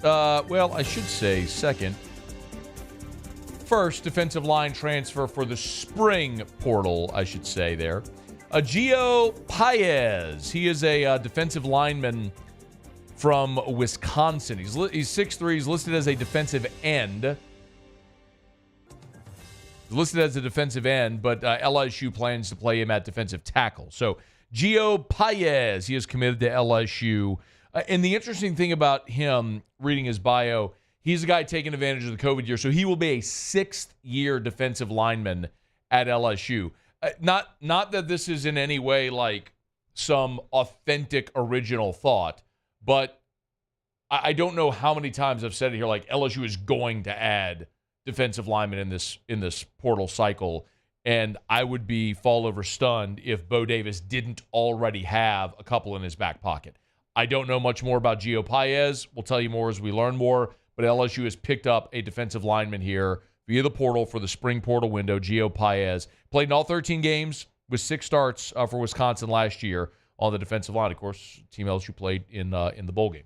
All right. It's after further review. We're glad you're with us. We're brought to you by First South Farm Credit, firstsouthland.com, firstsouthland.com. Looking at buying land? Your first call should be to First South Farm Credit, firstsouthland.com. Recreational, that hunting property, First South Farm Credit. You need land to build your dream home that your family will live in for decades and will through your family, First South Farm Credit. And, of course, if you're in agriculture, maybe you want to buy that John Deere. Of course, you need to finance it. First South Farm Credit can help you buy land or, for agriculture, the farm equipment you need. First South Farm Credit. It's firstsouthland.com, firstsouthland.com. Just nobody better. You want to buy land, your first call should be to First South Farm Credit. A little short on time here, but the Saints have scheduled a private workout with Temple linebacker Jordan McGee. This is a guy, Jordan McGee, who really emerged after a strong showing at the Combine.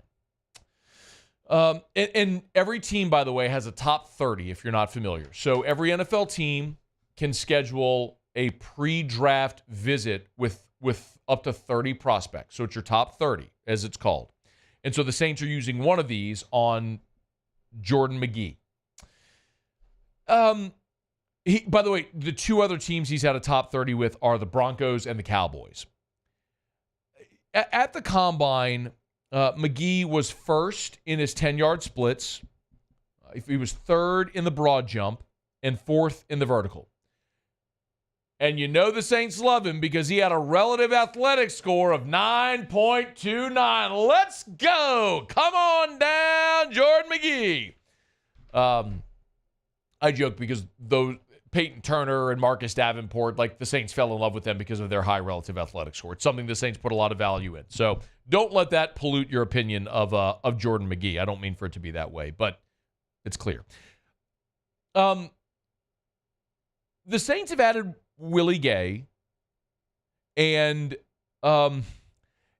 because they added Willie Gay to a room that already has Demario Davis, who's still playing at an all-pro level, and Pete Werner, that's 3 inside backers. You're not necessarily aching for another player there. And Nephi Sewell, of course, tore his ACL last year and should be back this year and could be a guy that competes. But I wouldn't put linebacker at or near the top of the Saints' needs list. Like, what are the positions you need to address? Consider you've got Demario Davis, who is 35 years old, but as we've talked about with Demario, there's been no drop-off. He has never missed a game due to injury. He missed 1 game due to COVID. So he's never missed a game due to injury. And this past year, he played at an all-pro level. So you've got Demario Davis. Pete Werner's entering the final year of his rookie deal as well. And Willie Gay's on a 1-year deal. So next year, linebacker could become a great position of need. You could lose Pete Werner in free agency. You could choose not to re-sign Willie Gay. And Demario Davis could choose to retire at any point. So next year, yes, I think we'll be talking about linebacker next year the way we're talking about offensive line this year, where you just have a great need for bodies because as many as 3 of your starting offensive linemen could be gone this year. Depending on what happens with Ramczyk's health, Pete's a free agent. Hurst is back, but coming off an injury, took a lesser deal. Is Trevor Penning going to be a starter? I don't know. But next year it could be Demario Davis, depending on how much longer he wants to play. Again, we just mentioned Pete Werner's in the final year of his rookie deal, so he's a free agent after this season. Are you bringing back Pete Werner? And Willie Gay signed a 1-year contract. It's a 1-year prove-it deal. He's a young veteran, and you'd love for him to play really well, and you sign him and extend him. But next year is the year you're really going to be looking at linebacker. I think the more interesting thing for the Saints right now is when I look at the Saints, they have 8 picks in this year's draft. 8. They have a 1, a 2, 4 fifth-round picks, and 2 sixth-round picks. When the Saints roster was really strong, they weren't making 7 or 8 picks in the draft because they didn't have that many roster spots. When you are winning 4 straight division titles, you just don't have many roster spots available to justify drafting 8 players because you don't have 8 guys that are going to make the team. So the thought was, instead of drafting 8 players, trade up and draft 5 players that could make the team. For example, 2016. You drafted 5 players in 2016. Sheldon Rankins, Michael Thomas, Von Bell, David Onyemata. You took a flyer on Daniel Lasco in round 7, who made the team, by the way. You took 5. All 5 made the team. It was a different approach then. Now, though, it feels like you need all these dudes on rookie contracts. I mean, you picked 7 guys last year, 5 in 2022, 6 in 2021, 4 in 2020, which, by the way, that 2020 draft was Ruiz, Bond, Troutman, and Tommy Stevens. You drafted 4 guys, and they were all disappointments. 5 in 2019, 7 in 2018, and then you go back to 16 and 17. You took 5 guys in 2016 and 7 guys in 2017, and that's how you remade your team. It feels like that's what you're going to have to do this year. You're going to have to pick 7, 8 guys and hope they all make your team so you can sort of hit the reset button with starting caliber players on rookie deals, affordable rookie deals. Look, the other thing worth pointing out, you could argue that 2015 was the worst draft the Saints ever had. They picked 9 guys. They used 9 picks. Andres Pete, Stephon Anthony, Haoli Kikaha, Garrett Grayson, P.J. Williams, Davis Tull, Tyler Davis, and Damian Swan, Marcus Murphy. They drafted 9 players. And they all stunk. So, P.J. Williams made the team and hung around. And Pete's obviously been a starter, but was disappointing as the 14th overall or 13th overall pick. So, it'll be interesting to see what the Saints' approach is this year. Do they package picks to move up and go quality, or do they try to build new starters in depth, young depth, with quantity? Okay. We'll wrap up with the quick Tigers and the pros next. AFR. Brought to you by the Watermark Hotel and the Renaissance Hotel. 2 amazing hotel properties in Baton Rouge, the Watermark Downtown, the Renaissance Southtown. You know where they are with 2 great locations. And man, I know I stress this all the time, but if you're looking to do something new, something different, the Watermark and the Renaissance have great opportunities. We've been telling you about evenings at the Renaissance, a great series they're doing with different spirit brands, wine brands, cocktails, for an opportunity for people to get out and experience a new place and do something fun and different in Baton Rouge. Check out the Renaissance Hotel on their Facebook or Instagram. You'll see all the info for evenings at the Renaissance. I do want to remind you as well, of course, the Watermark Downtown and the Renaissance Southtown both are amazing options to host whatever event you may have. Whether it's a wedding reception, you could have your wedding at the Watermark downtown. If it's a business meeting or a big gathering for up to 500 people, check out the Renaissance Hotel.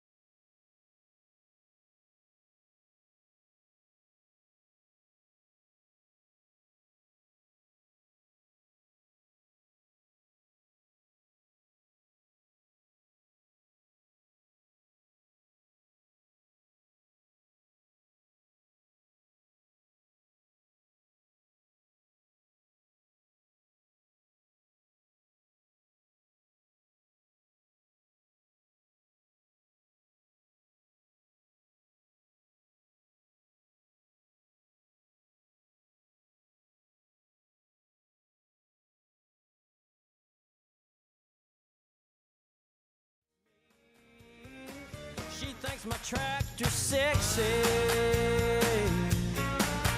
Well, she ain't in the After further review powered by Sunshine, your hometown John Deere dealer in Louisiana. All right, wrapping up hour number 2. Muso. Tigers in the pros. Tigers in the pros. They still bleed purple and gold. They're just really rich now. All right, let's start with some news surrounding former Tigers in Major League Baseball now. We've long been talking about Paul Skeens starting his season in the minor leagues. We now know where that will be. Skeens will start the 2024 season with the Indianapolis Indians. That is the AAA affiliate for the Pittsburgh Pirates. It will be Skeens' AAA debut, as a matter of fact, and he will have played at all levels of minor league baseball. Rookie ball, Single A, and Double A last year are now moving on to AAA in 2024. The Washington Nationals hosted their Futures game today at Nationals Park. Dylan Cruz was, of course, part of that and registered a single in one of his at-bats. Sorry, there's no box score for this. I looked. But they did post Dylan Cruz's first hit at Nats Park. Looks like it's a little opposite field single from Cruz there. First of many, I think we are all expecting. Cam Thomas missed the game last night for the Brooklyn Nets with what they are calling lower back tightness. This is a bit of a setback here for Thomas, as he had just returned from an injury and was playing quite well, but we will keep you posted there. And lastly, is on the way out, Duop Reef had 8-4. That's Tigers in the Pros. Presented by the Williamson Eye Center. I just was looking on social media. Dr. Blake Williamson is in France. He's in France working with a world-renowned ophthalmologist there on some procedure that I couldn't even begin to explain to you. But when I tell you Dr. Blake Williamson is the absolute best, that only further underscores it. 924-2020, 924-2020, or WilliamsonEye.com. WilliamsonEye.com for the Williamson Eye Center. AFR. All right, SportsCenter's coming up, y'all. We'll kick off hour number 3 here after SportsCenter. I always love telling you about Shaw Bills. Shaw Bills Tire and Auto Service. ShawBillsTire.com. ShawBillsTire.com. If you are thinking about buying tires, maybe you're looking in there, those tires are a little bald, kind of like my head. Shaw Bills can help. Because what you want to do is make sure you have the best tires on the road. So whenever the weather is inclement, like it was last night and this morning, rain all over the place, you want to make sure you got good tread on those tires, the best tires on the road that's going to make you safe. Well, buy them at Shaw Bills because they're going to sell you the best tires on the road at the cheapest price possible. I always encourage you to do this. Go to the website, hit the promotions tab at the top. You'll see all of the offers right now. And Shaw Bills does an amazing job of combining the manufacturer's offer with their own in-house offer to get you the best price possible. It's Shaw Bills. Go to ShawBillsTire.com. Shaw Bills, where we keep you rolling.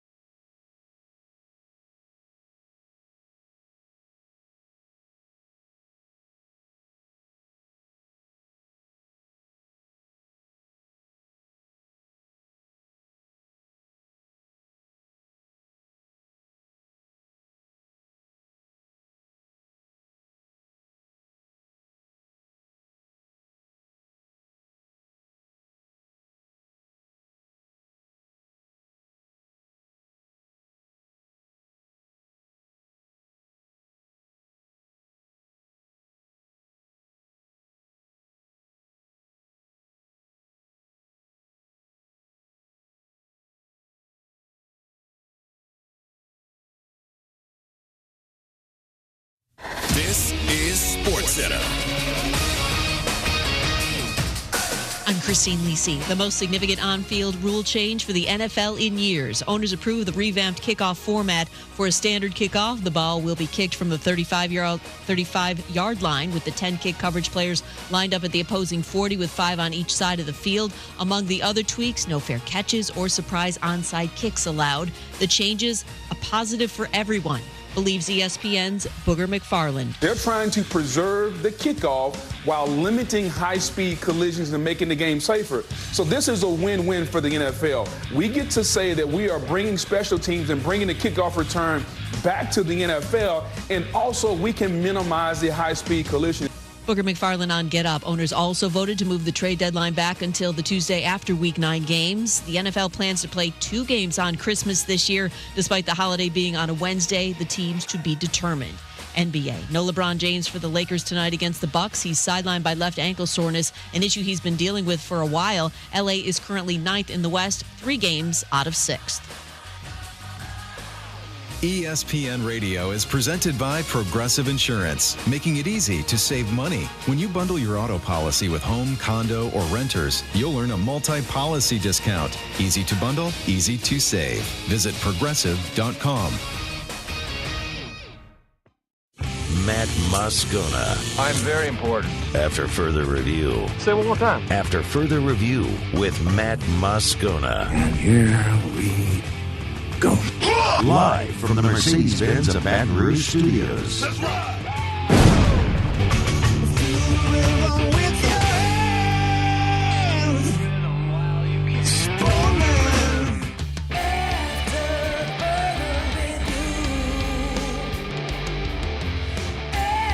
Hour 3, off we go. Welcome aboard. Glad you're with us. AFR, powered by Sunshine, your hometown John Deere dealer in Louisiana. I'm Matt. You're a loser, Matt! Hey, shut up, kid. Paul O'Neill. They're chanting Paul O'Neill's name. You sir. And Mr. Toby Tom Plate.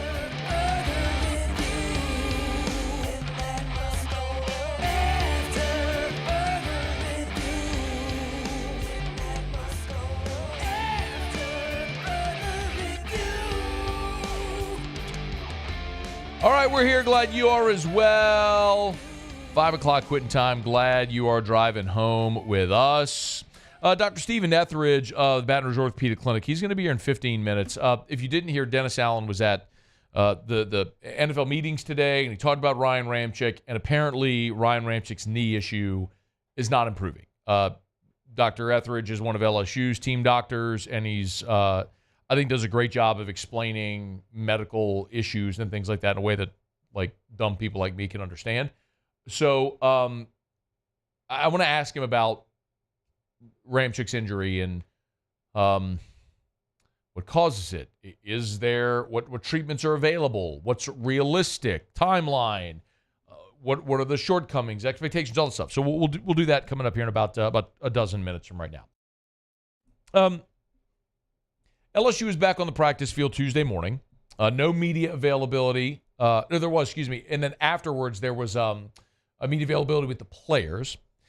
And some of the things we're starting to consistently see are some of the rotations, at least right now, at this point of spring practice. And for very obvious reasons, I'm keeping a close eye on the secondary. I mean, LSU was atrocious a year ago for a program that long had earned the reputation as DBU. To see what happened this past year was an atrocity. So Corey Raymond comes back. You obviously brought in some transfers, and hopefully some young players are growing up, and you're revamping what you're doing, and hopefully that all works. One of the players that spoke to the media today was Javen Toviano. And, Toviano played a lot as a freshman this past year, and he's one of the guys that seems to have emerged right now as a starter, one of the starting cornerbacks. And Toviano was asked about learning under Corey Raymond. Here's what he said.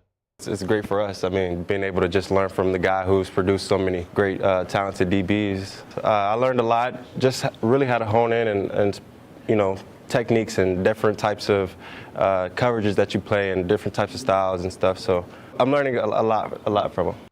There's a great video up right now. if you want to check it out on any of LSU's social media. It's a mic'd up with Corey Raymond. And you really get a sense, just in a 2-minute mashup of Corey Raymond in the classroom and on the practice field, interacting with his players, of how detailed he is, why he's beloved, and all of those sort of things. I would highly recommend just spend the 2 minutes to go watch it. But what I think is most interesting as we continue to make our way through this spring practice and we start to see some of these rotations, it really feels like they've identified, certainly at the safety spot, what direction they're going to go to start. And it's with Jordan Gilbert, the Texas A&M transfer, Major Burns at the star position, and Sage Ryan. That's where they're starting. Anyway, real quick, the star position is new. This is something Blake Baker is bringing in. Here was Brian Kelly talking about Major Burns playing the star position. So listen to this, and I'm going to react to that because I think this is a smart thing to do with Major Burns. The star gives you a lot more, I would say, versatility within your defensive structure. A guy that can play man coverage, a guy that can blitz, a guy that can play zone coverage, a really good tackler, athletic in space, but also, a guy that's rugged enough that, if you put a tight end, he can handle himself at the line of scrimmage. We felt like, Major, really fit that mold in terms of the star. He's closer to the football, and he has those skills that we were looking for. Rugged in space and can play at the line of scrimmage. That feels like describing Major Burns. Major Burns is a big safety who, let's be honest, his shortcomings at LSU have been in the coverage aspect of the game. Where he has been good is being physical at the line of scrimmage. He can come downhill, he can stop the run. And so that sounds a lot like what Brian Kelly was describing. A guy that can, it's almost like that nickel Sam role, but it feels like that fits Major Burns. Asking Major Burns to go play on the back end was not a good option for LSU last year. This star position sounds like it fits him really well. That also means that kicks Sage Ryan back to safety, which is something else Brian Kelly talked about when he met with reporters. Sage obviously is a guy that we moved around all over trying to find a spot for him. He's got speed, he's got athleticism. Obviously, that was a position that, needed some depth, and he provides, obviously, that experience that was lacking at that position. Last year, Brian Kelly told us they were moving Sage Ryan to cornerback because they thought he was athletic enough and could tackle. Really, you moved Sage Ryan to corner because you didn't have any good cornerbacks, and you were just searching for a viable option. And so you put Sage Ryan there. The reality is that ain't Sage Ryan's best role. Now, maybe he's athletic enough to cover and play that strong safety role if Jordan Gilbert's going to play free. Maybe a guy that played some corner for you last year with some coverage skills that you're not asking to go live out on an island can be better. I think my biggest takeaway from these early conversations about this defensive backfield, in particular the three safeties, all three of them, it feels like you're better at safety because while you have some of the same players, certainly with Ryan and with Major Burns, they're playing different roles and roles that probably suit them better. Keep in mind, last year, your starting safeties were Major Burns and Andre Sam. I like Major Burns at star way more than I like Major Burns at free or at strong safety.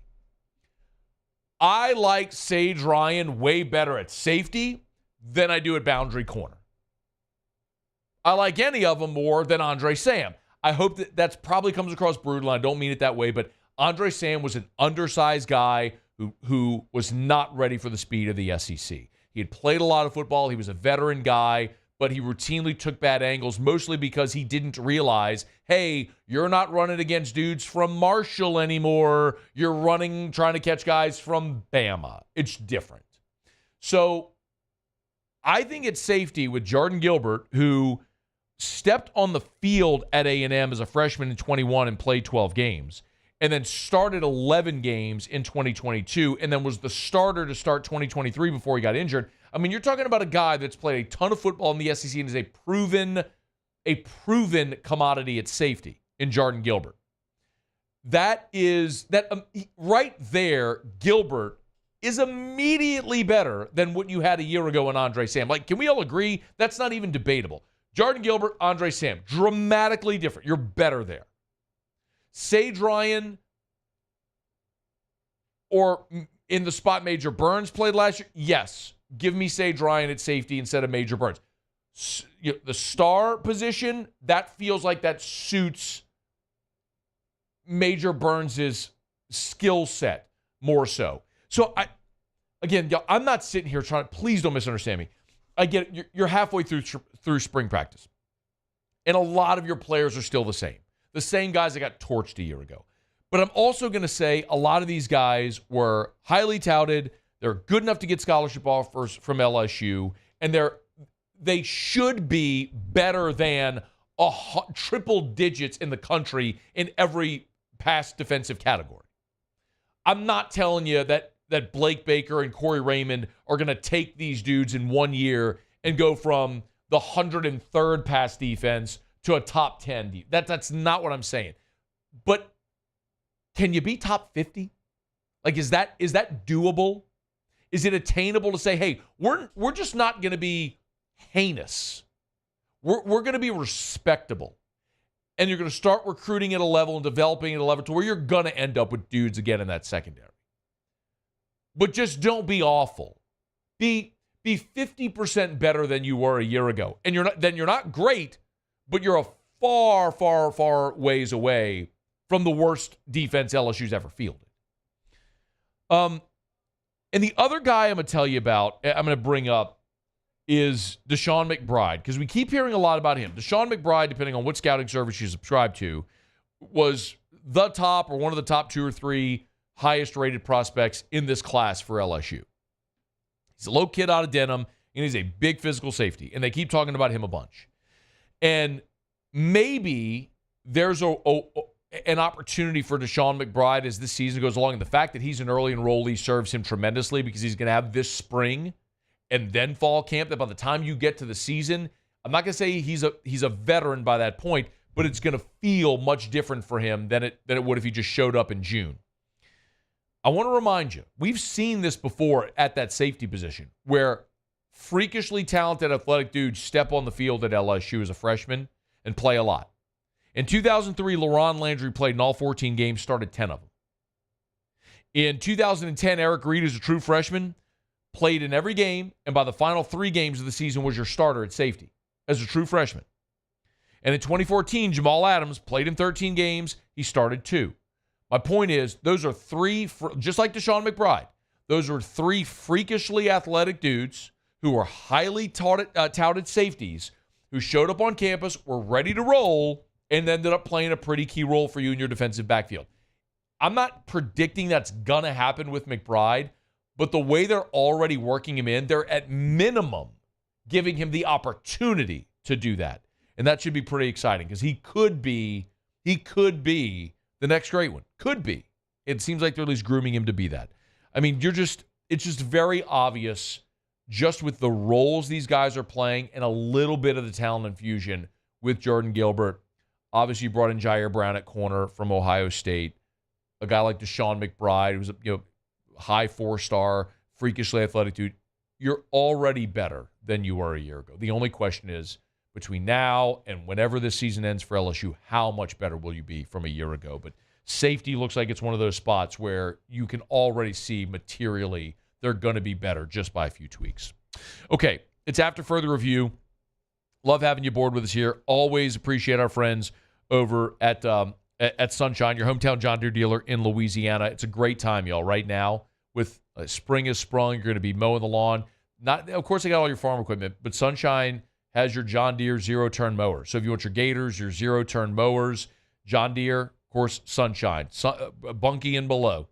There's 17 Sunshine locations. You can look them up at sunequip.com, sunequip.com. Title sponsor of our Tuesday shows all throughout the year. We appreciate our friends over at Sunshine, your hometown John Deere dealer in Louisiana. Okay, quick break. We'll come back. I want to talk to Dr. Stephen Etheredge about Ryan Ramczyk's knee injury. That's next. It's AFR.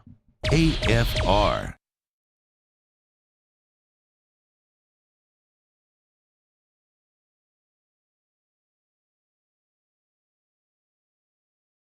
banking app is a smart way to manage your money and time. Gulf Coast Bank and Trust, the bank that cares about you.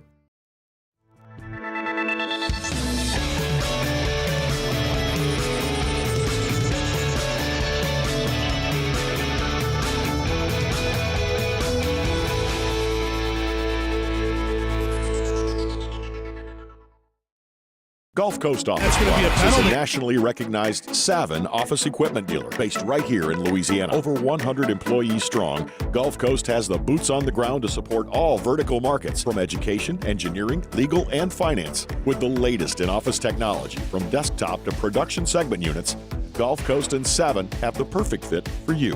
Call 225-756-2644. That's 756-2644 for Gulf Coast office products. The Windsor Senior Living Community in Mandeville, Louisiana is a beautiful, vibrant apartment community geared towards seniors. They are nestled right in the heart of Mandeville, where seniors live a more carefree lifestyle in spacious apartments with the peace of mind that comes from having a little extra help. Call the Windsor at 985-624-8040 to schedule a lunch and tour. Come see how the Windsor can be your passport to peace of mind. I've been doing business with Luba for 25 years. They're dependable, trustworthy. It's just the attention to detail with our clients. Our folks have years and years of experience. They're highly trained professionals, but many companies have that asset.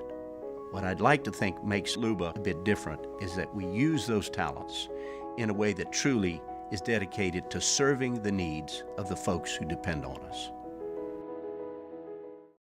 Dylan Cruz here to tell you about Six Rings Baseball and Softball Camp. If you live on the North Shore and play ball, go to Six Rings Camps with former LSU assistant coach Dan Canaveri. His knowledge is second to none, and your child will improve and have fun doing it. Camps were held at Coquille Park and Six Rings Academy in Covington with 4 sessions over the summer. Full day and morning only sessions are available from ages 7 to 13. Go to sixringsbaseball.com or call 985-206-9096. Learn the game to love the game. Yo, Jake here from my friends over at Community Steel Company located in Gonzales, Louisiana. The local place you can turn to for all of your metal building needs. Notice I said local, not Houston, not Dallas, not Atlanta, but right here in Gonzales. Visit them at their brand new state-of-the-art website at communitysteelco.com or pick up the phone and give them a call today to answer all of your questions on your metal buildings, roofing and sheet metal, and any other steel needs you or your business need at 225-647-2020.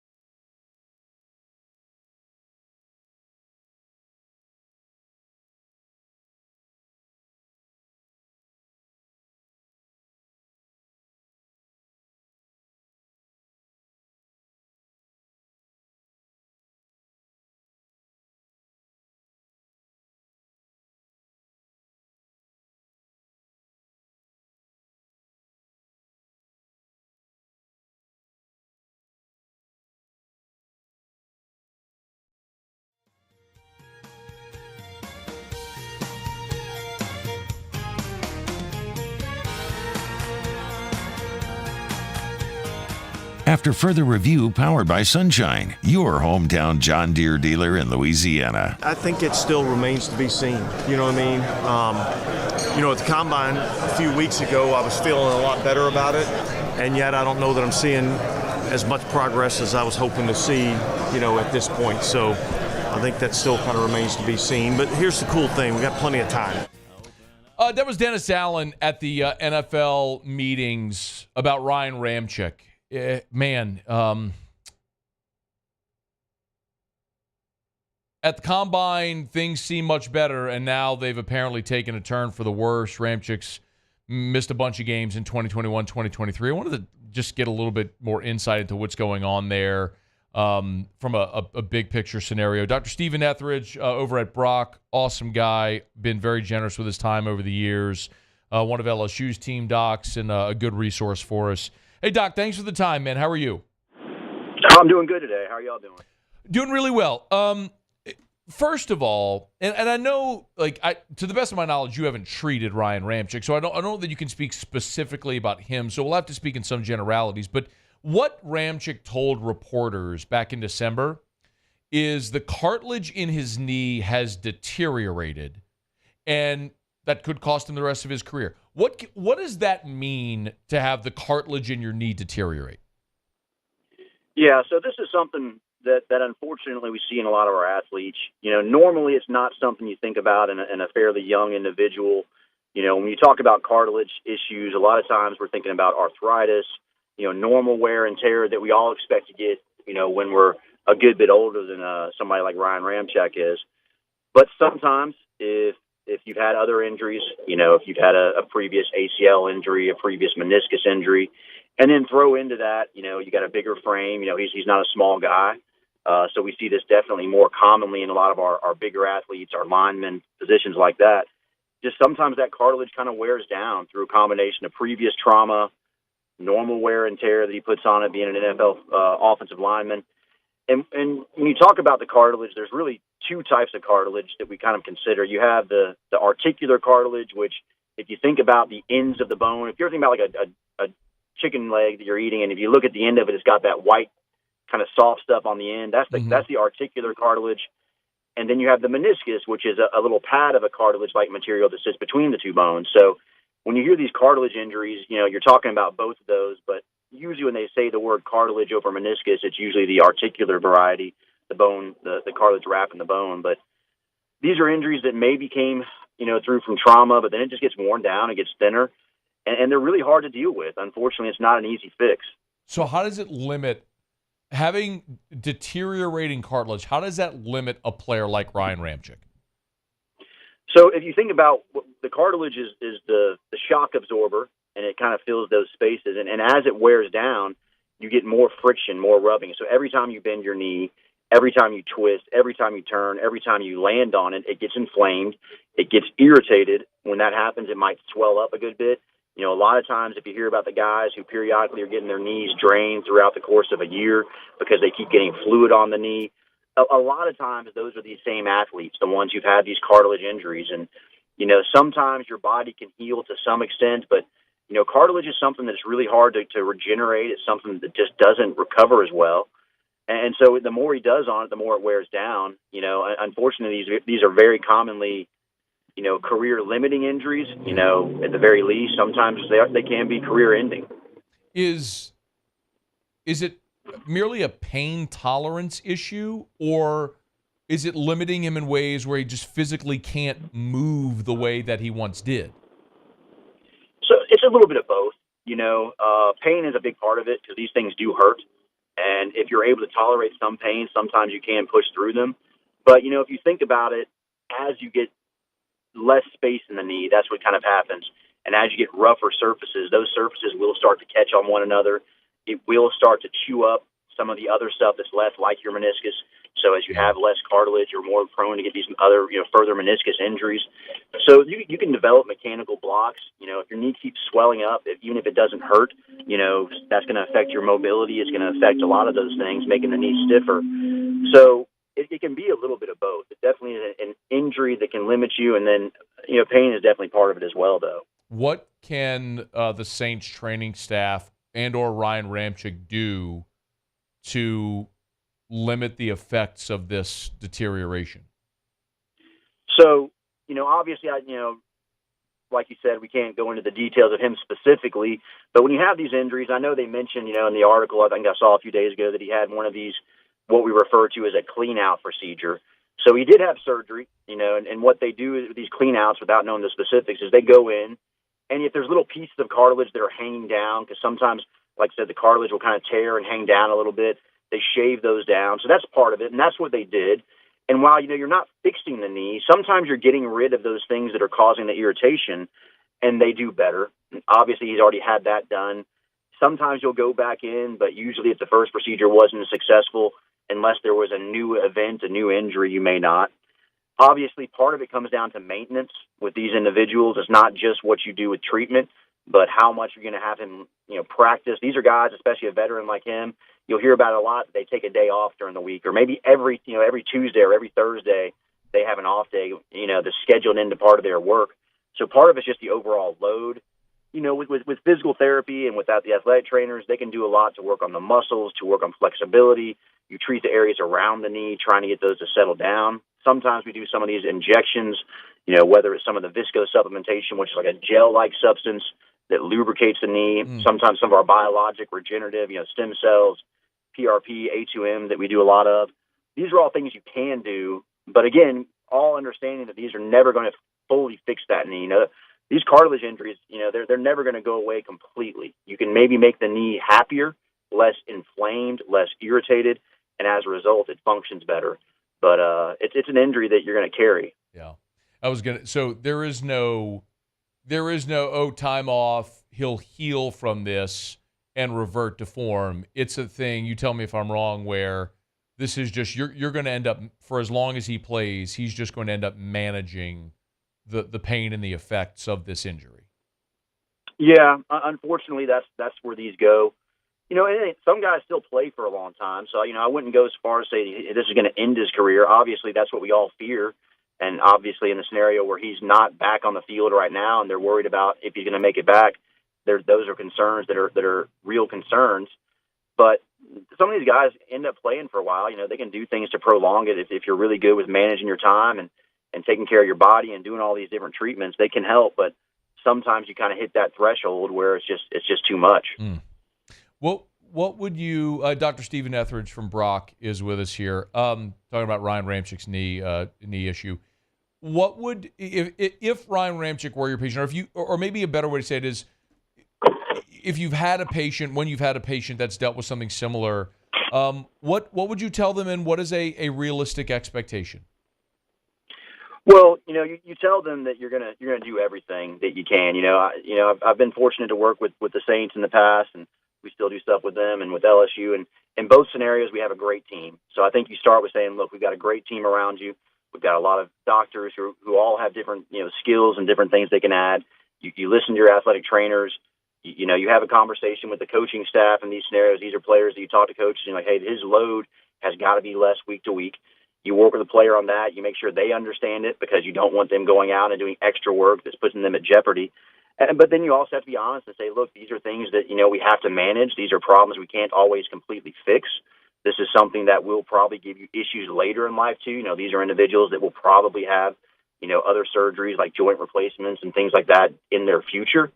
And you tell them, look, you're going to do everything you can. We're going to do everything we can. We're going to work with you on this. And I think you get a good trust with your patients. And I think understanding that sometimes, you can only do so much, but we're going to, one of the things I tell my patients a lot is you have different problems like these that are very stubborn problems. These are problems that aren't necessarily going to go away. And all we can do is be equally stubborn to try and address it. We're going to give everything we can to make you, healthy, to get you on the field, but while still taking care of you. We don't want to jeopardize your long-term health. And sometimes those are discussions you have as well. Sometimes it's not just about what the athlete can do. It's about what they want to do. Sometimes, if you tell the guy, look, the more you do, the sooner you're going to maybe need that knee replacement. There are going to be some guys that say, I'm good with where I'm at. I'm ready. And that's a consideration we have to always have as well. Yeah.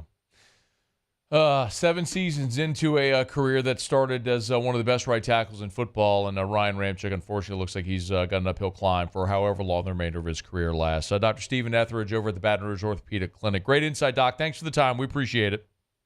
All right, my pleasure. All right, man. Be well. It's After Further Review. We're brought to you by Pure Restoration, pure-restoration.com, pure-restoration.com. Scone, what's the mold thing you always talk about? It's Pure Restoration. If you got mold, look, we had terrible weather, high winds, heavy rain last night and into this morning. If maybe you had water penetration and you need remediation services, Pure Restoration can help. If you have or think you might have black mold, listen, we live in the mold capital of the world, y'all.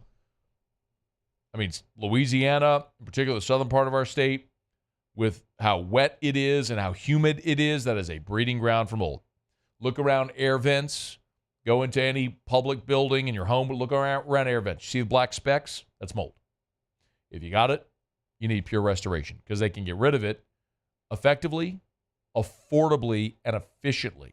It's Pure Restoration. Pure-restoration.com. They are licensed mold remediation, accompanied by the state of Louisiana.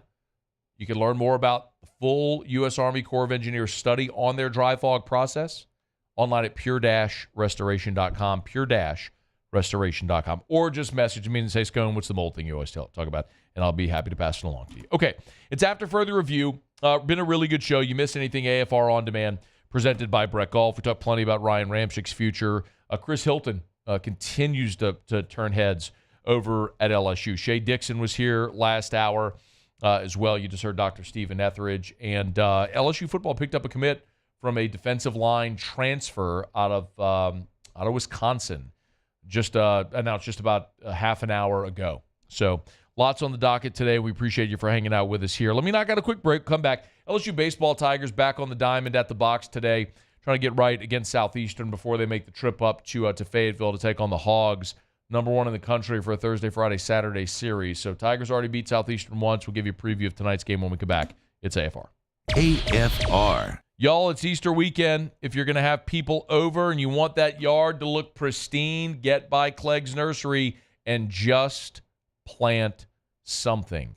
Tell you every day. There's 4 locations in the greater Baton Rouge area: Seagan near Airline, LA 16 in Denham, Mid-City on Donmore, and the Garden Center on Greenwell Springs. And every single day, they get new shipments of flowers and plants and trees and shrubs. They have full greenhouses. It's amazing. Like, I just pulled up their Facebook page.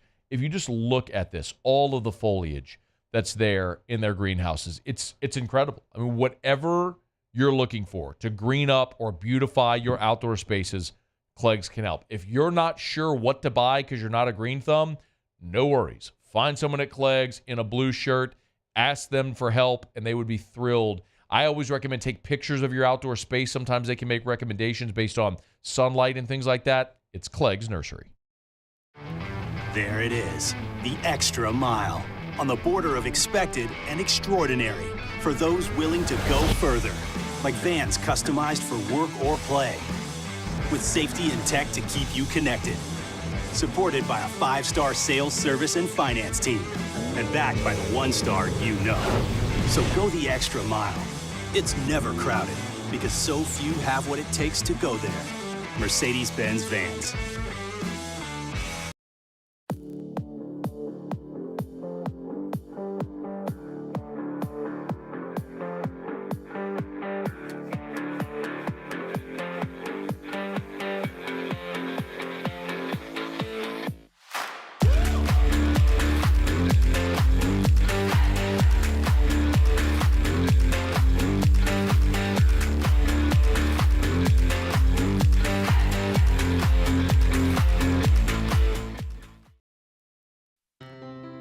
When it comes to ending cancer, we push forward, always working together for you. That's why our cancer experts at Ochsner have clinically integrated with MD Anderson Cancer Center. This means advanced cancer care, including access to life-saving clinical trials and integrating care to treat the whole you. Introducing Ochsner MD Anderson Cancer Center. Long live you.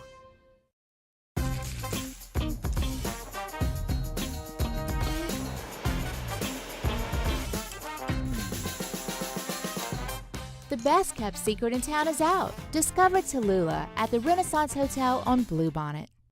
Bayou Chrysler Dodge Jeep Ram is taking $22,500 off the new 23 Ram 1500 SCA truck. We're open for business in our beautiful new showroom and taking $22,500 off the new Ram 1500 truck. All new Bayou vehicles come with a 1 million mile warranty. The crew at Bayou Automotive is going to do right by you. Breck teamed up to reimagine your parks, and you imagined big. With your help, we went to work, creating 12 beautiful community parks across the parish. A family-sized water park, miles and miles of trails, and parks just for your dogs. There are more places to splash, to explore, to run wild, and even soar. You imagined, we delivered. Gold. Breck, your #1 park system in the nation. There it is, the extra mile, on the border of expected and extraordinary, for those willing to go further, like vans customized for work or play, with safety and tech to keep you connected. Supported by a 5-star sales, service, and finance team. And backed by the 1-star you know. So go the extra mile. It's never crowded because so few have. She thinks my tractor's sexy. It really turns her on. She's always standing. After further review powered by Sunshine, your hometown John Deere dealer in Louisiana. Muse, I'm glad you brought that one back. Hadn't heard that one in a while. Every now and again, Muse, you hit that dart. We strike gold. Every now and again, Muse. I like that one. Good. I'm glad to know this is one of those Keith times. Urban, one of my favorite country Nope. singers. Nope. No, it's not Keith Urban. No. It's Clint Black. No. It's Jelly Roll. No. Far from Jelly Roll. But I'm impressed that you know who Jelly Roll is. Garth actually. Brooks. Garth Brooks? No, not Garth. I know Jelly Roll because so we have a country station here in the building, 100.7 The Tiger, our sister station, and I was helping. I'm helping Brittany Rose and Jimmy Brooks with a lot of their YouTube stuff, and yes. It's kind of incredible because I mean they go to all these events and they got these artists play songs for them, right? Like Sure. they come in the building, they go to CMAs, and so they have these like one-of-one performances, and I'm like, you should put all of this stuff on YouTube. Mm-hmm. So anyway, we're going through stuff, and then they had one with Jelly Roll. I'm like, who's the big fat guy with tats all over his face? That's Jelly Roll. That's Jelly Roll. Yep. So there, and then I saw him at the Grammys. Oh, there you go. I didn't go to the Grammys. I saw of he course. was at the Grammys. You were watching. Yeah. I think he was there anyway. Maybe not. Probably was. I saw Tracy Chapman sing at the Grammys. That Man, was great. that was a great performance. I love that. Was she singing with Jelly Roll? She was singing with Luke Combs. Oh, that's another big fat guy. He's leaned out a little, yeah. But I mean, he's got some weight on him. Bro, go back and look at some Luke Combs. Oh, yeah, bro. Oh, does Luke Combs sing this song? No. This is Kenny Chesney. Never heard of it. All right, it's After Further Review. We're glad to have you hanging out with us here. Everybody does a mock draft this time of year, and I don't really care what somebody says about a mock draft. I'm not like praying that it happens, unless if it's the pick that I actually want to happen. But sometimes I think there are interesting things that you can derive based on who is putting out the mock draft. And Mike Tannenbaum from ESPN, who you might know was a former general manager with the New York Jets for a long time. So he did a mock draft. And I only found this interesting because of how it played out. Like everybody else, he's got Caleb Williams, number 1. He's got Drake May, number 2. And then he's got Jaden Daniels, number 3. So I shouldn't say like everybody else because a lot of people have Jaden, number 2. But the quarterback's going 1, 2, 3. What's different is Mike Tannenbaum has J.J. McCarthy going number 4 to Arizona. The J.J. McCarthy love. Muse, you're looking at me, but I'm telling you, man, like, this is a guy that was an NFL general manager. It's not like some schmuck who's got a blog who throws up a mock draft and has J.J. McCarthy. This was an NFL GM who knows how a lot of these people think and is certainly connected to the league. He's got Joe Alt 5 to the Chargers, Malik Neighbors 6 to the Giants, J.C. Latham, the offensive tackle out of Bama, 7 to the Titans, Dallas Turner to Atlanta. You notice the name I hadn't called yet was Marvin Harrison. He's got Marvin Harrison dropping all the way down to 9 with the Bears. So my point is that I've made a lot with this draft cycle is when you have a run on a certain position, it is going to force really talented players down in the draft. So Marvin Harrison is a guy that a lot of people think is the first, second, third best overall player in the draft. Well, if you have this run on quarterbacks, if the top 4 picks are all quarterbacks, where's a wide receiver needy team? I don't know. So it could force a guy like Harrison down to 9. I'd be devastated if this happens. He's got Olu Fashanu going 10 to the Jets. It's my dream scenario for the Saints. He's also projecting a trade where Kyler Murray ends up going to the Vikings. Whatever. As you keep going, though, Quinyon Mitchell to Arizona, Bo Nix, 12 to Denver. Again, another quarter. This is the scenario I keep playing out as to how the Saints could end up with a ridiculously talented player at 14 that feels like you're stealing him. And Mike Tannenbaum has the Saints taking Rome Odunze at 14. I don't know if I love that because I don't know if I want the Saints to take a receiver at 14. But if Rome Odunze is on the board at 14 and you feel like he's a top 10 pick in the draft and you're getting him at 14, I could understand it. By the way, he's got Brian Thomas going 17 to Jacksonville. And the thing, and you may roll your eyes and say, that'll never happen. He'll never be on the board at 14. Maybe not. But every year, the NFL draft teaches us something. And maybe this is why the Tannenbaum thing was interesting to me, because he's a guy that's been a general manager who's been in draft rooms and has lived this firsthand, how this kind of happens. How sometimes guys that we all think are going to go much higher than they do fall. And maybe you do see Marvin Harrison end up 9th in this draft. Just like a year ago, Jalen Carter fell to 9 for a different reason. But look, I looked this up today.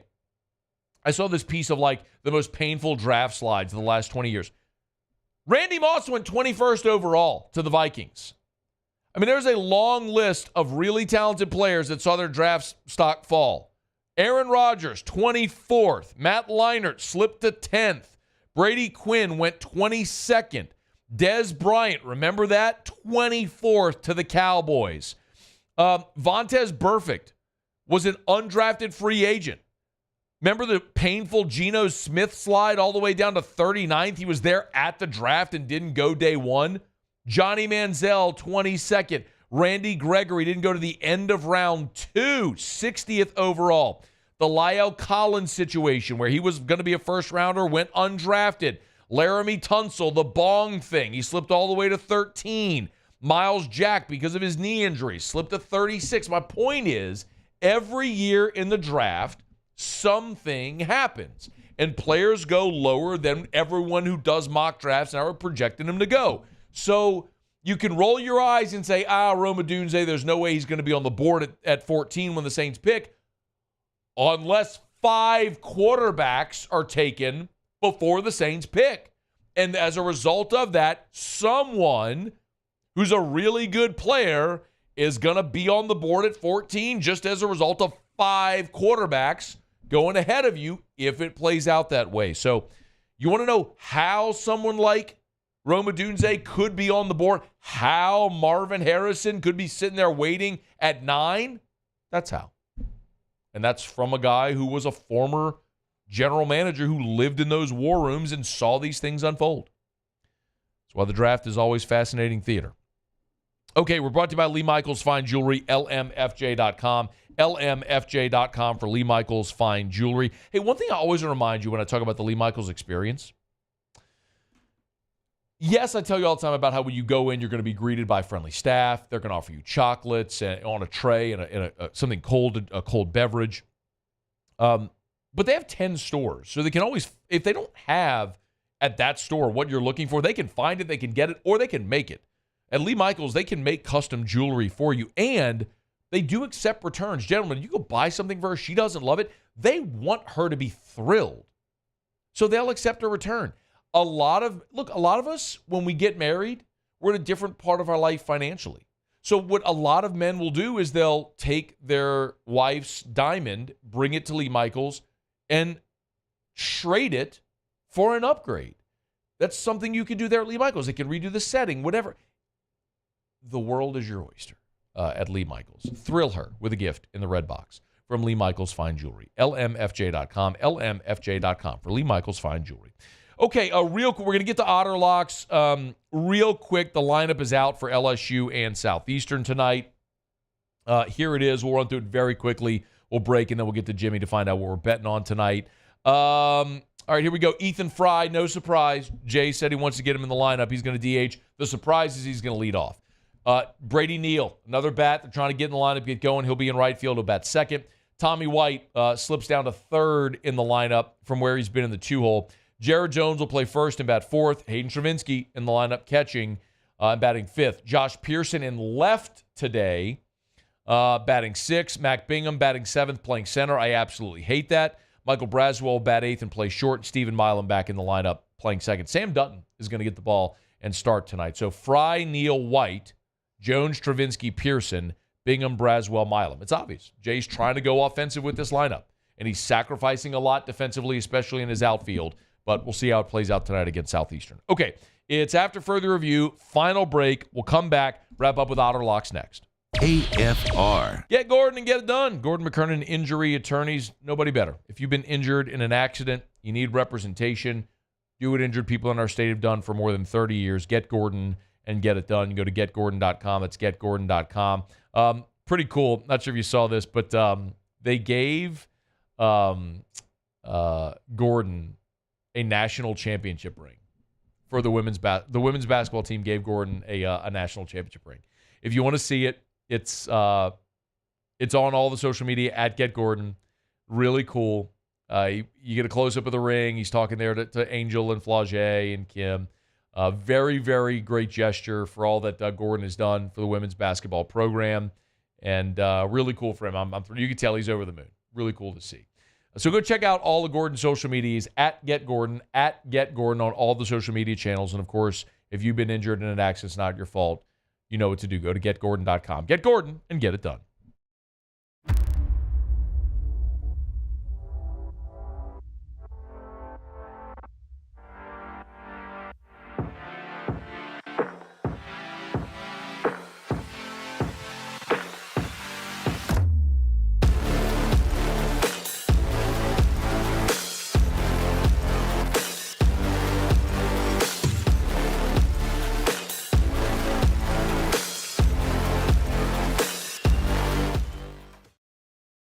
Jerry and Benny Payne began Central Plumbing Company out of their driveway in Tanglewood subdivision.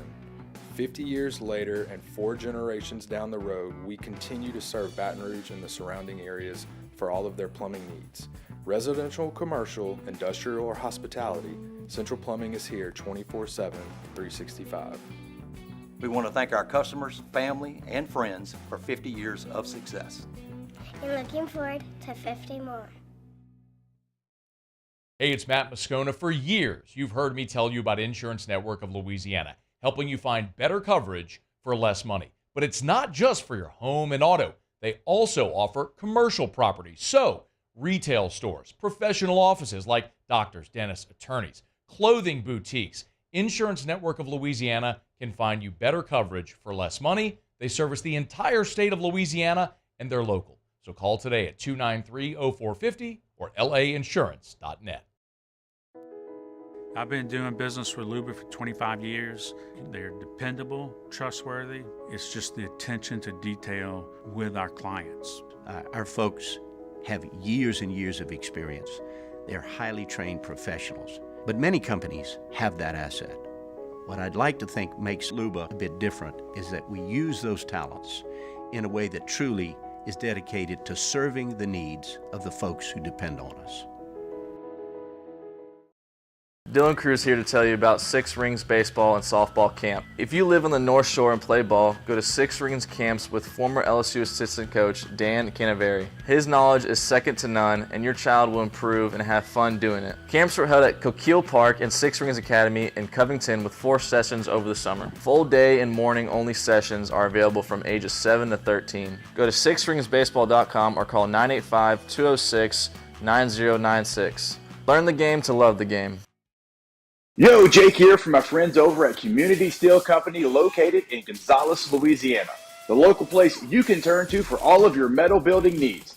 Notice I said local, not Houston, not Dallas, not Atlanta, but right here in Gonzales. Visit them at their brand new state-of-the-art website at communitysteelco.com or pick up the phone and give them a call today to answer all of your questions on your metal buildings, roofing and sheet metal, and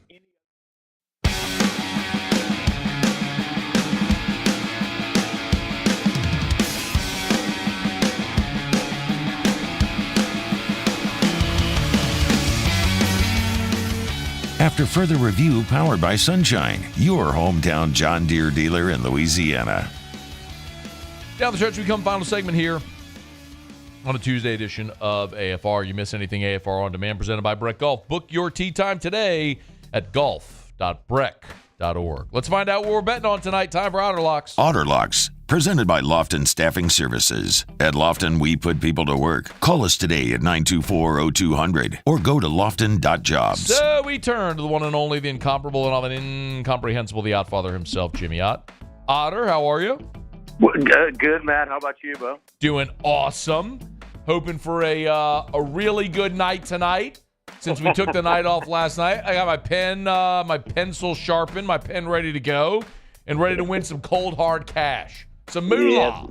Yes, indeed. So, opening day in Major League Baseball on Thursday as well. Okay. So, we'll get back to bases, minus a little stretch in late July and August for Del Mar. So, we will abstain from that.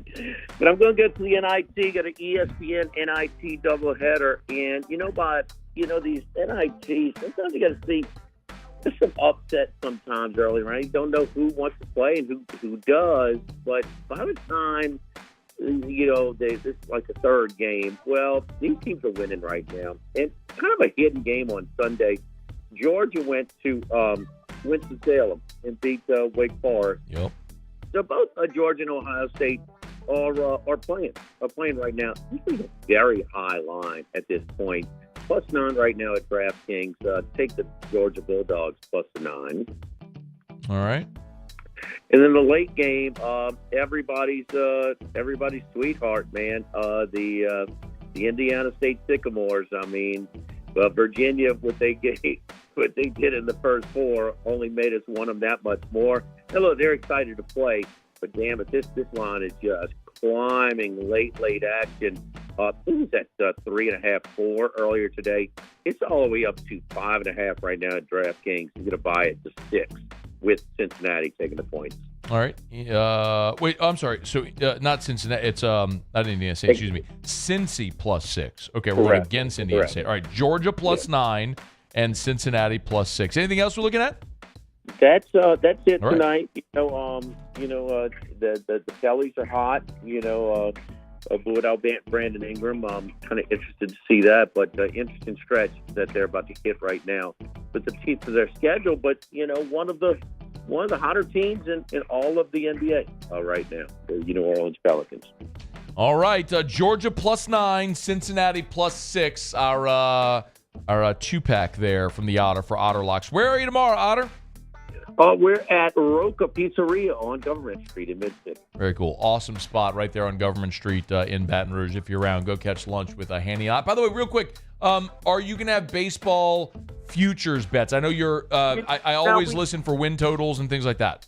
Yeah, we're going to pick our spots this year because, Matt, there used to be a thing that you always wanted to try and do before the season.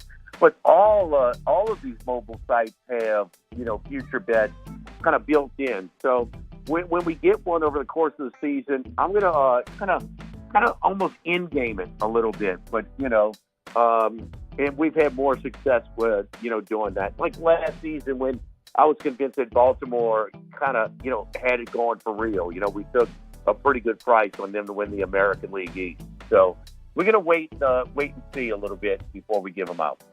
All right. We'll look forward to it. Otter, we appreciate it as always, man. Good luck tonight. All right, Matt. Thank you, man. Good luck. All right. That is Jimmy Ott. This is After Further Review. Brought to you by Michelli Weighing and Measurement. Michelli.com. Man, more than 30 offices across 11 different states. I love telling you about Michelli, an amazing local company. A company that for more than 75 years has maintained their roots right here in Louisiana. Their corporate office in Harahan, now with 30 offices across 11 states. They keep growing, but maintaining their local ownership. Loving to still treat their customers great, do business face-to-face. It's amazing. I told you this story last year when Joel and Sean McMullen came up to Baton Rouge, went to an LSU baseball game. They made a point to stop all the way along the way at all of their customers along the way to pop in, to say hello, to see how they could service. Like, that's Michelli. They're our nation's largest distributor of scales. If you weigh or measure something, they sell, service, and rent the products you use to weigh and measure. All of your precision measurement devices, they can calibrate them. ISO 17025 accreditation. It's Michelli Weighing and Measurement. Michelli.com. Michelli.com. Okay, we're about 36 minutes away from first pitch with LSU and Southeastern. We ran through that starting lineup pretty quickly there just a smidge ago. I'll be really interested to see how this lineup fares tonight against Southeastern. It's, Jay has really two options that right now as he's kind of looking at it. He can either go with a really offensive heavy lineup, which is what he's doing tonight, or he can lean very heavily on defense and say we're going to win with pitching and defense and let the offense come as it does. But he wants to get Ethan Fry in the lineup. Fry's going to DH and lead off tonight. Brady Neal, whose bat has struggled, but he's in right field and certainly has a high ceiling. Dropping Tommy White down to the 3-hole, maybe get a little protection there, sandwiched by Neal and Jones. I like having Milam at the bottom of the order as well. So we'll see how it goes. Tigers and Lions tonight. 6:30 out at the box here on Eagle 98.1. Muse, Paulie, thanks. Have a great night. See you tomorrow 3. AFR. Gulf Coast Office Products is a nationally recognized Savin office equipment dealer based right here in Louisiana. Over 100 employees strong, Gulf Coast has the boots on the ground to support all vertical markets from education, engineering, legal, and finance. With the latest in office technology from desktop to production segment units, Gulf Coast and Savin have the perfect fit for you. Call 225-756-2644. That's 756-2644 for Gulf Coast Office Products. I've been doing business with Luba for 25 years. They're dependable, trustworthy. It's just the attention to detail with our clients. Our folks have years and years of experience. They're highly trained professionals. But many companies have that asset. What I'd like to think makes Luba a bit different is that we use those talents in a way that truly is dedicated to serving the needs of the folks who depend on us. Bayou Chrysler Dodge Jeep Ram is taking $22,500 off the new 23 Ram 1500 SCA truck. We're open for business in our beautiful new showroom and taking $22,500 off the new Ram 1500 truck. All new Bayou vehicles come with a 1 million mile warranty. The crew at Bayou Automotive is going to do right by you. The Windsor Senior Living Community in Mandeville, Louisiana is a beautiful, vibrant apartment community geared towards seniors. They are nestled right in the heart of Mandeville, where seniors live a more carefree lifestyle in spacious apartments with the peace of mind that comes from having a little extra help. Call the Windsor at 985-624-8040 to schedule a lunch and tour. Come see how the Windsor can be your